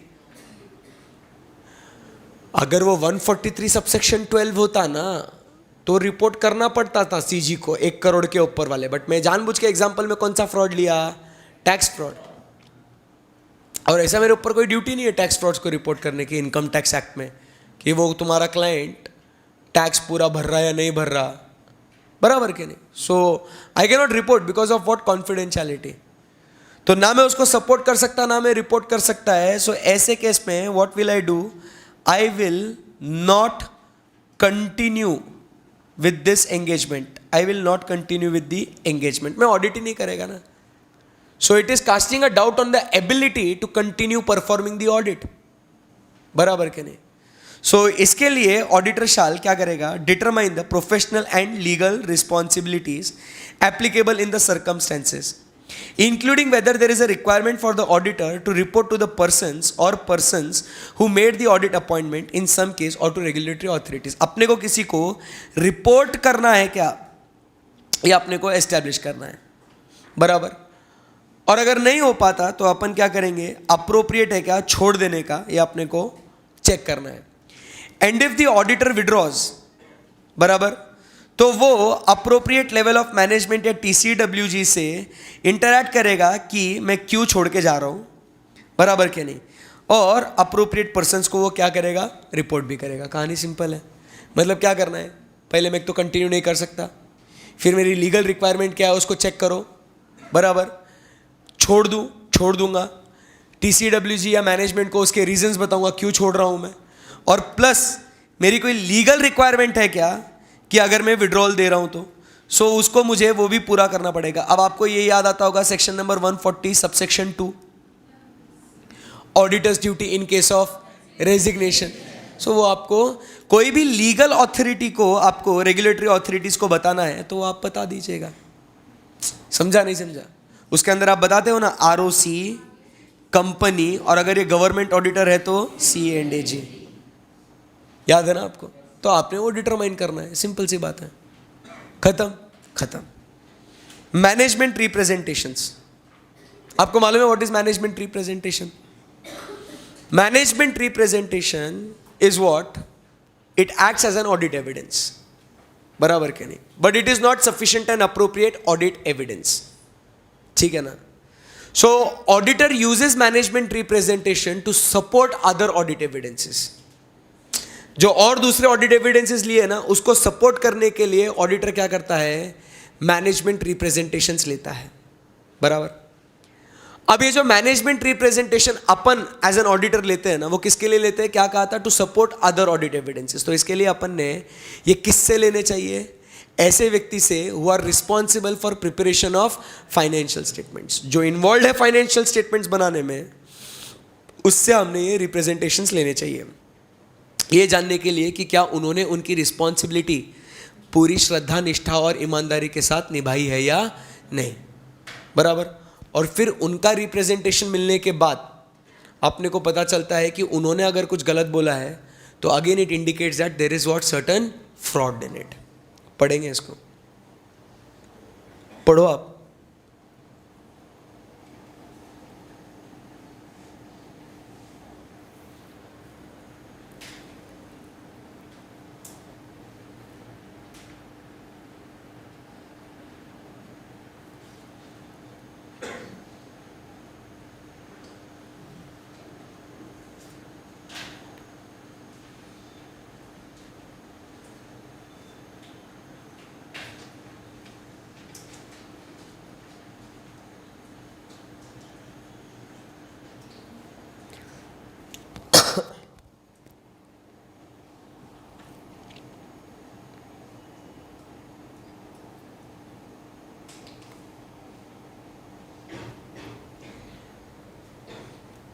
आपको अगर दिखेगा तो जो पूरे पूरे स्टैंडर्ड में जो अपन ने किया है काम, वो उसके अंदर जो जो अपने को मैनेजमेंट से लेना था, याद है आपको?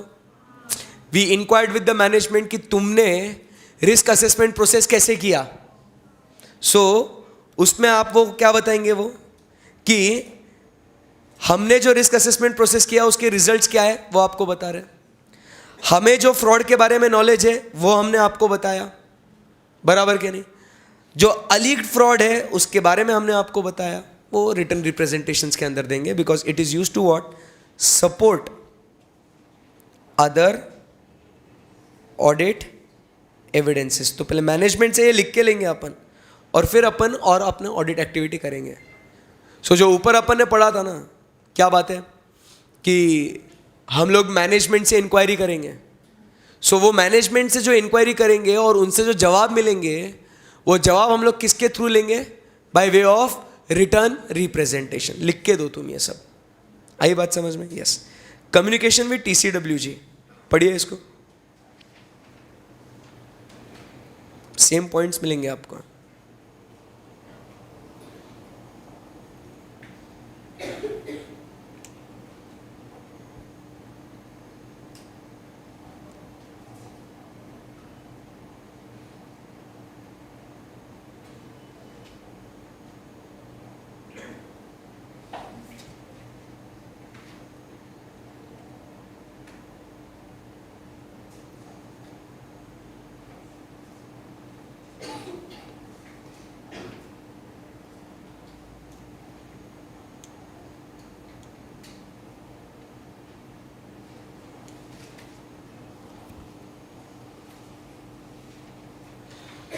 क्या नज़र आया आपको इसके अंदर कि भाई फ्रॉड के बारे में जो भी इंफॉर्मेशन है या फ्रॉड जो भी है, अपने को वो TCWG को इन्फॉर्म करना पड़ेगा, राइट?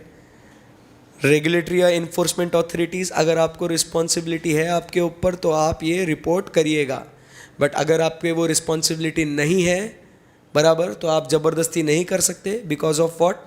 The confidentiality. अगर रिक्वायरमेंट है तो करे, नहीं है तो ना करे। पढ़िए उसको।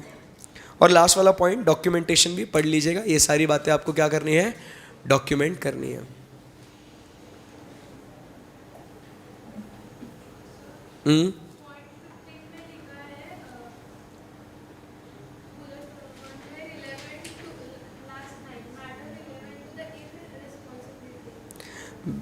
क्या लिखा वहाँ पे? Communicate these matters on timely basis to appropriate level of management in order to inform those with primary responsibility for prevention and detection of fraud matters relevant to the क्योंकि तुम्हारी रिस्पॉन्सिबिलिटी थी और तुमने ये किया क्या, so you are so irresponsible. तो उन्होंने उनकी रिस्पॉन्सिबिलिटी पूरी नहीं करी है, वो आप बताइए उन्हें, ऐसा।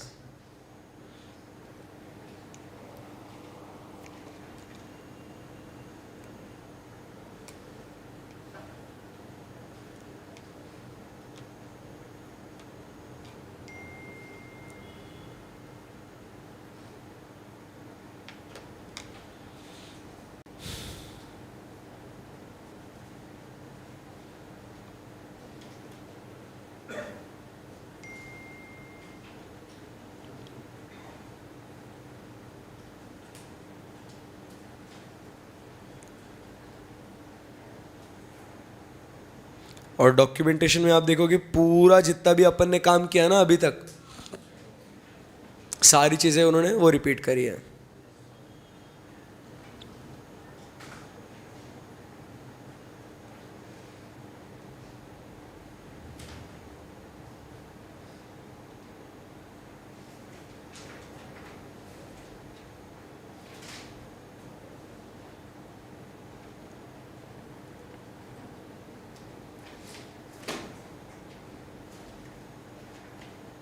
चलो ओवर।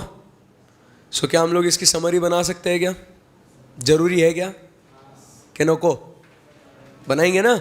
यस चलो। सो साथ में लिखेंगे मेरे, बोलो कि बाद में लिखेंगे? पहले मैं लिख लूँ, आपकी मर्जी। सो ऐसे नंबर कौन सा है ये? 240। नाम क्या है इसका? Auditors responsibility in relation to fraud in audit of financial statements. बराबर? So financial statements may have what? Misstatements. These misstatements can be as a result of what? ये आप ध्यान दे रहे हैं ना? These misstatements can be because of what? Errors and frauds. हाँ जी, पता नहीं सिंगल पेज में आएगा नहीं आएगा, तो इसके लिए आपकी इच्छा है वो रुक के लिखना है या बाद में, your call. To be very honest नहीं मालूम, तुम्हारे सामने ही बना रहा हूँ, तुम कितना लिखोगे उसके ऊपर है। सो फ्रॉड्स के बारे में बात करें, सो auditor is concern with what? The frauds. So auditor is concerned with frauds causing financial statements to be materially misstated. ये जो फ्रॉड्स हैं, ये फ्रॉड्स दो टाइप के हो सकते हैं। एक है फ्रॉड्यूलेंट फाइनेंशियल रिपोर्टिंग, और दूसरा क्या है? Misappropriation of assets. इन फ्रॉड्स का प्रिवेंशन एंड डिटेक्शन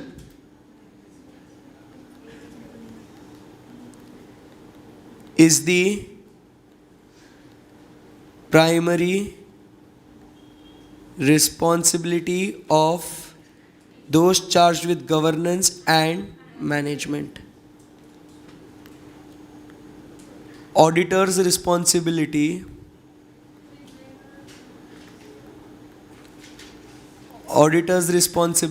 क्या है? First point, obtain which type of assurance? Reasonable assurance. Second point, consider the risk. Third point management fraud, और यहाँ पे फोर्थ पॉइंट है ऑडिटर्स एटीट्यूड। और आपको मालूम है कैसा एटीट्यूड होना चाहिए? Professional scepticism. यहाँ तक सिंपल एकदम बात है, बोलो यस और नो। यस। एक काम करो, आप मेरा पूरा होने दो लिख के, फिर आप लिखो अच्छे से, तो कितना स्पेस वगैरह क्या होगा ना, तो आपको समझ में भी आएगा। क्या हुआ, चालू किया आपने बट कोई प्रॉब्लम नहीं है, ए चुप रहे। फिर उसके बाद अपन आगे बढ़ेंगे यहाँ से। सो यहाँ पे ऑडिटर्स की रिस्पॉन्सिबिलिटी अपन ने देख ली। अब इस रिस्पॉन्सिबिलिटी को अगर अपन देखें तो सबसे पहले हम लोग क्या देखेंगे? ये बोलो ना, हम लोग क्या देखेंगे यहाँ पे?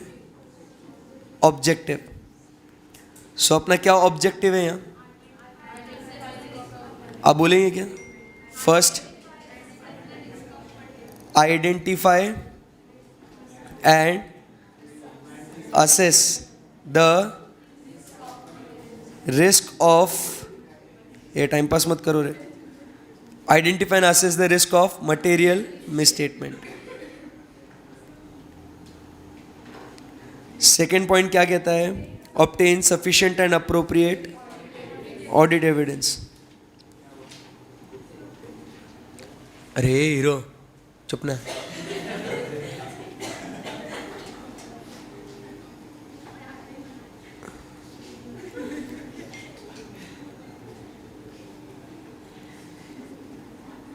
अरे चुप रहे। Obtain sufficient and appropriate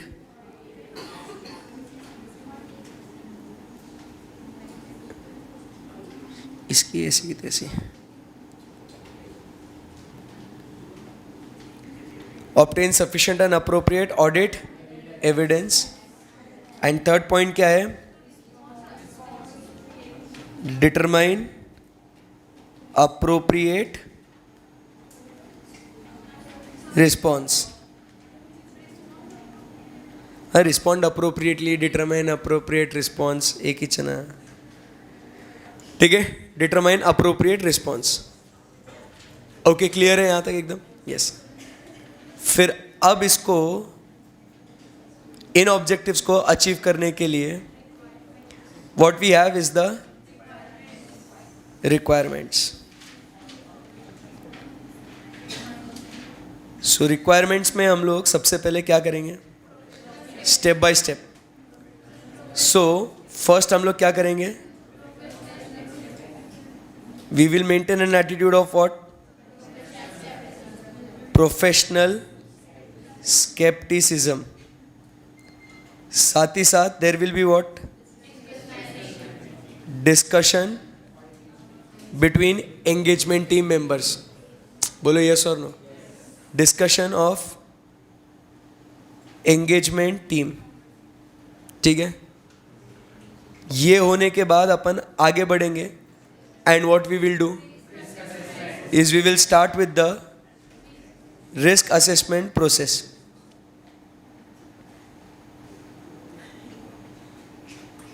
So we will do what is risk assessment process। और इसको करने के लिए we will inquire with whom?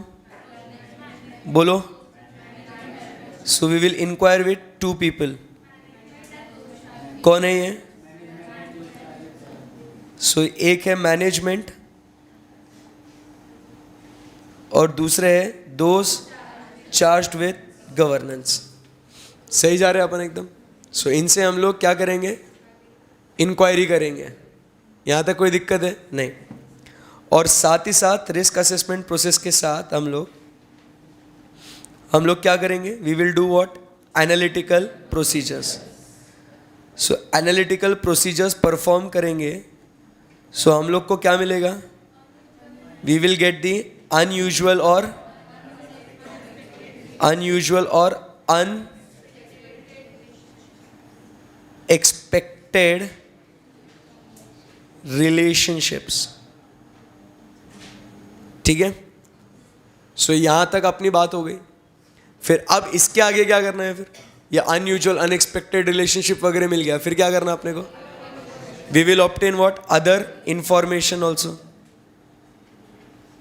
सो यहां पे लिखते हैं अदर इंफॉर्मेशन, और अदर इंफॉर्मेशन ले लिया. फिर नेक्स्ट पॉइंट क्या है?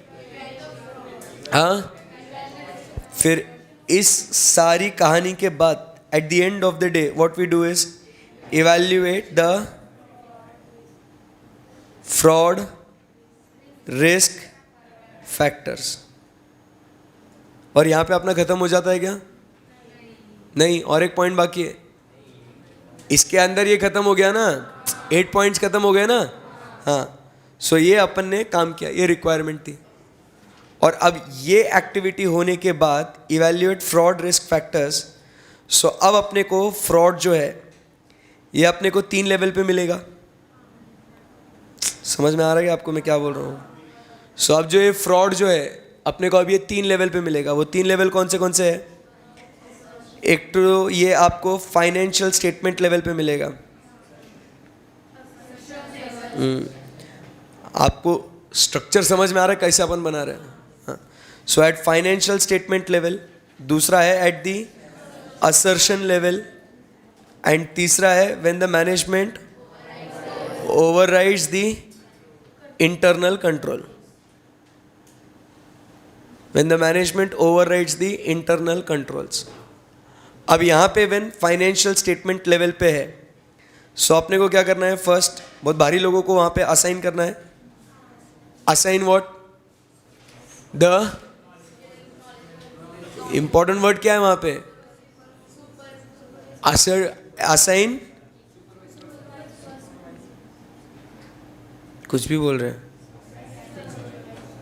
Assign the engagement team member, engagement team with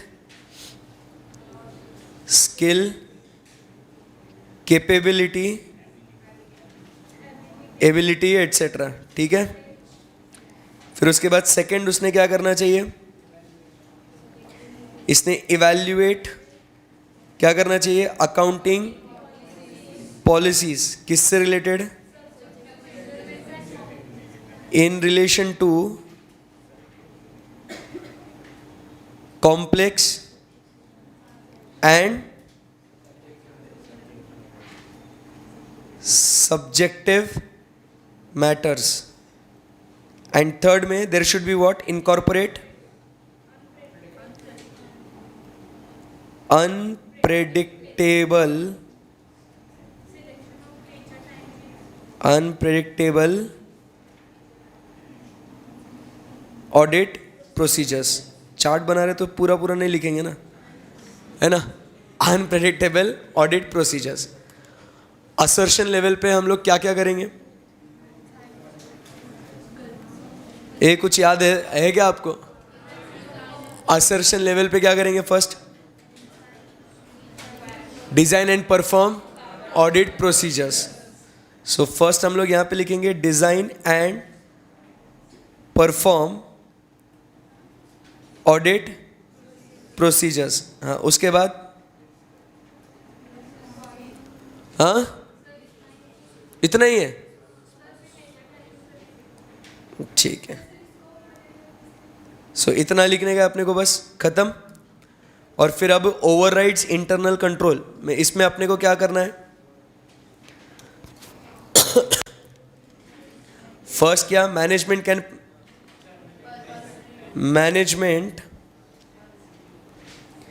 can do frauds by overriding controls. So अपने को ऑडिट प्रोसीजर्स कुछ याद आ रहा है क्या? So we will design perform audit procedures. क्या क्या इवैल्यूएट करने के लिए? Number 1 journal entries to general ledger requiring adjustments. बराबर के नहीं? सेकेंड पॉइंट अकाउंटिंग एस्टिमेट्स, याद आ रहा है क्या छोरी? देखो अकाउंटिंग एस्टिमेट्स। थर्ड पॉइंट क्या कहेंगे? रिवाइज्ड अकाउंटिंग एस्टिमेट्स लिखू क्या? ये बोलो ना। उसके अंदर और एक पॉइंट है नीचे, सिग्निफिकेंट अनयूजुअल ट्रांजैक्शंस। कुछ भी मत बोलो, ठीक है ना? सिग्निफिकेंट अनयूजुअल ट्रांजैक्शंस, सिर्फ सिग्निफिकेंट ट्रांजैक्शंस मैटर नहीं करता वहां पे, बराबर। और फिर अब उसका थर्ड पॉइंट क्या है? बोलो ना। अदर ऑडिट प्रोसीजर्स, अपने को परफॉर्म करने की जरूरत है या नहीं, अदर ऑडिट प्रोसीजर्स। यहां तक बात हो गई। फिर अब ये सब करने के बाद क्या होगा? एविडेंसेस मिलेंगे ना अपने को। हर एक लेवल पे जो जो काम करेंगे उसके बेसिस पे हम लोग को क्या मिलेगा? ऑडिट एविडेंस मिलेगा। सो उसमें हम लोग का नेक्स्ट पॉइंट क्या आ जाएगा? We will evaluate audit evidence. अब इसमें दो बातें होगी, ऑडिटर कंटिन्यू कर सकता है या नहीं कर। नेक्स्ट पॉइंट वही है ना अपना, बराबर, खत्म होने आ गया ना। सो इवैल्यूएट ऑडिट एविडेंस में फर्स्ट अपने को क्या? The auditor is, if auditor unable to continue the engagement, आपको अंदर क्या लिखना है वो मालूम है कि अपने को अपनी लीगल रिक्वायरमेंट क्या है वो डिसाइड करना है। विड्रॉल दे दो, विड्रॉ किया तो रिपोर्ट करना है टू अप्रोप्रिएट पर्सन या रेगुलेटरी अथॉरिटी। सेकेंड पॉइंट क्या ऑब्टेन करना है अपने को? Management return representations. जो भी आज तक मैनेजमेंट ने अपने को दिया वो अपने को क्या लेना है? Management return representations. ओके, उसके बाद क्या काम है? बोलो ना। और ये पूरा होने के बाद अपने को कम्युनिकेट करना है। किसको कम्युनिकेट करना है? To those charged with governance. ये पूरा इवैल्यूएट करने के बाद फ्रॉड के बारे में कुछ पता चला, so we need to communicate the information about the fraud. किसमें? रिटर्न रिप्रेजेंटेशंस में। क्या कि कम्युनिकेट करना है, ऐसा? ठीक है, तेरी इच्छा। सो यहां पे अपने को कम्युनिकेट करना है। तो बाबा दो लोगों को कम्युनिकेट करना है। कौन से दो लोग हैं? सो एक तो those charged with governance as per SA number 260 जो आगे अपन पढ़ने वाले हैं, बराबर, उसके अंदर लिखा हुआ भी है। So communicate as per SA 260। And दूसरा, अगर कोई regulatory and enforcement authorities, but इसमें आपको कॉन्फिडेंशियलिटी मेंटेन करना है, याद है ना आपको? बोलो ना। और अब ये सब क्या करना है अपने को? बोलो ना। लास्ट पॉइंट आ गया ना, we have to maintain what is the documentation. और ये वाला आपका पूरा ऐसे खत्म हो जाता है। इजी है क्या एकदम? बोलो हाँ या ना। सो बहुत छोटा सा चार्ट है, देखो। अरे आप समझो, इतने कितने पन्ने, 5-6 पन्ने का जो ऐसे है, अपने एक पेज में उसको खत्म कर रहे हैं ना, उसको एक पेज में खत्म हो जाएगा ना। ठीक है, हॉरिजॉन्टल इसमें लिखना शुरू करो, लिखना।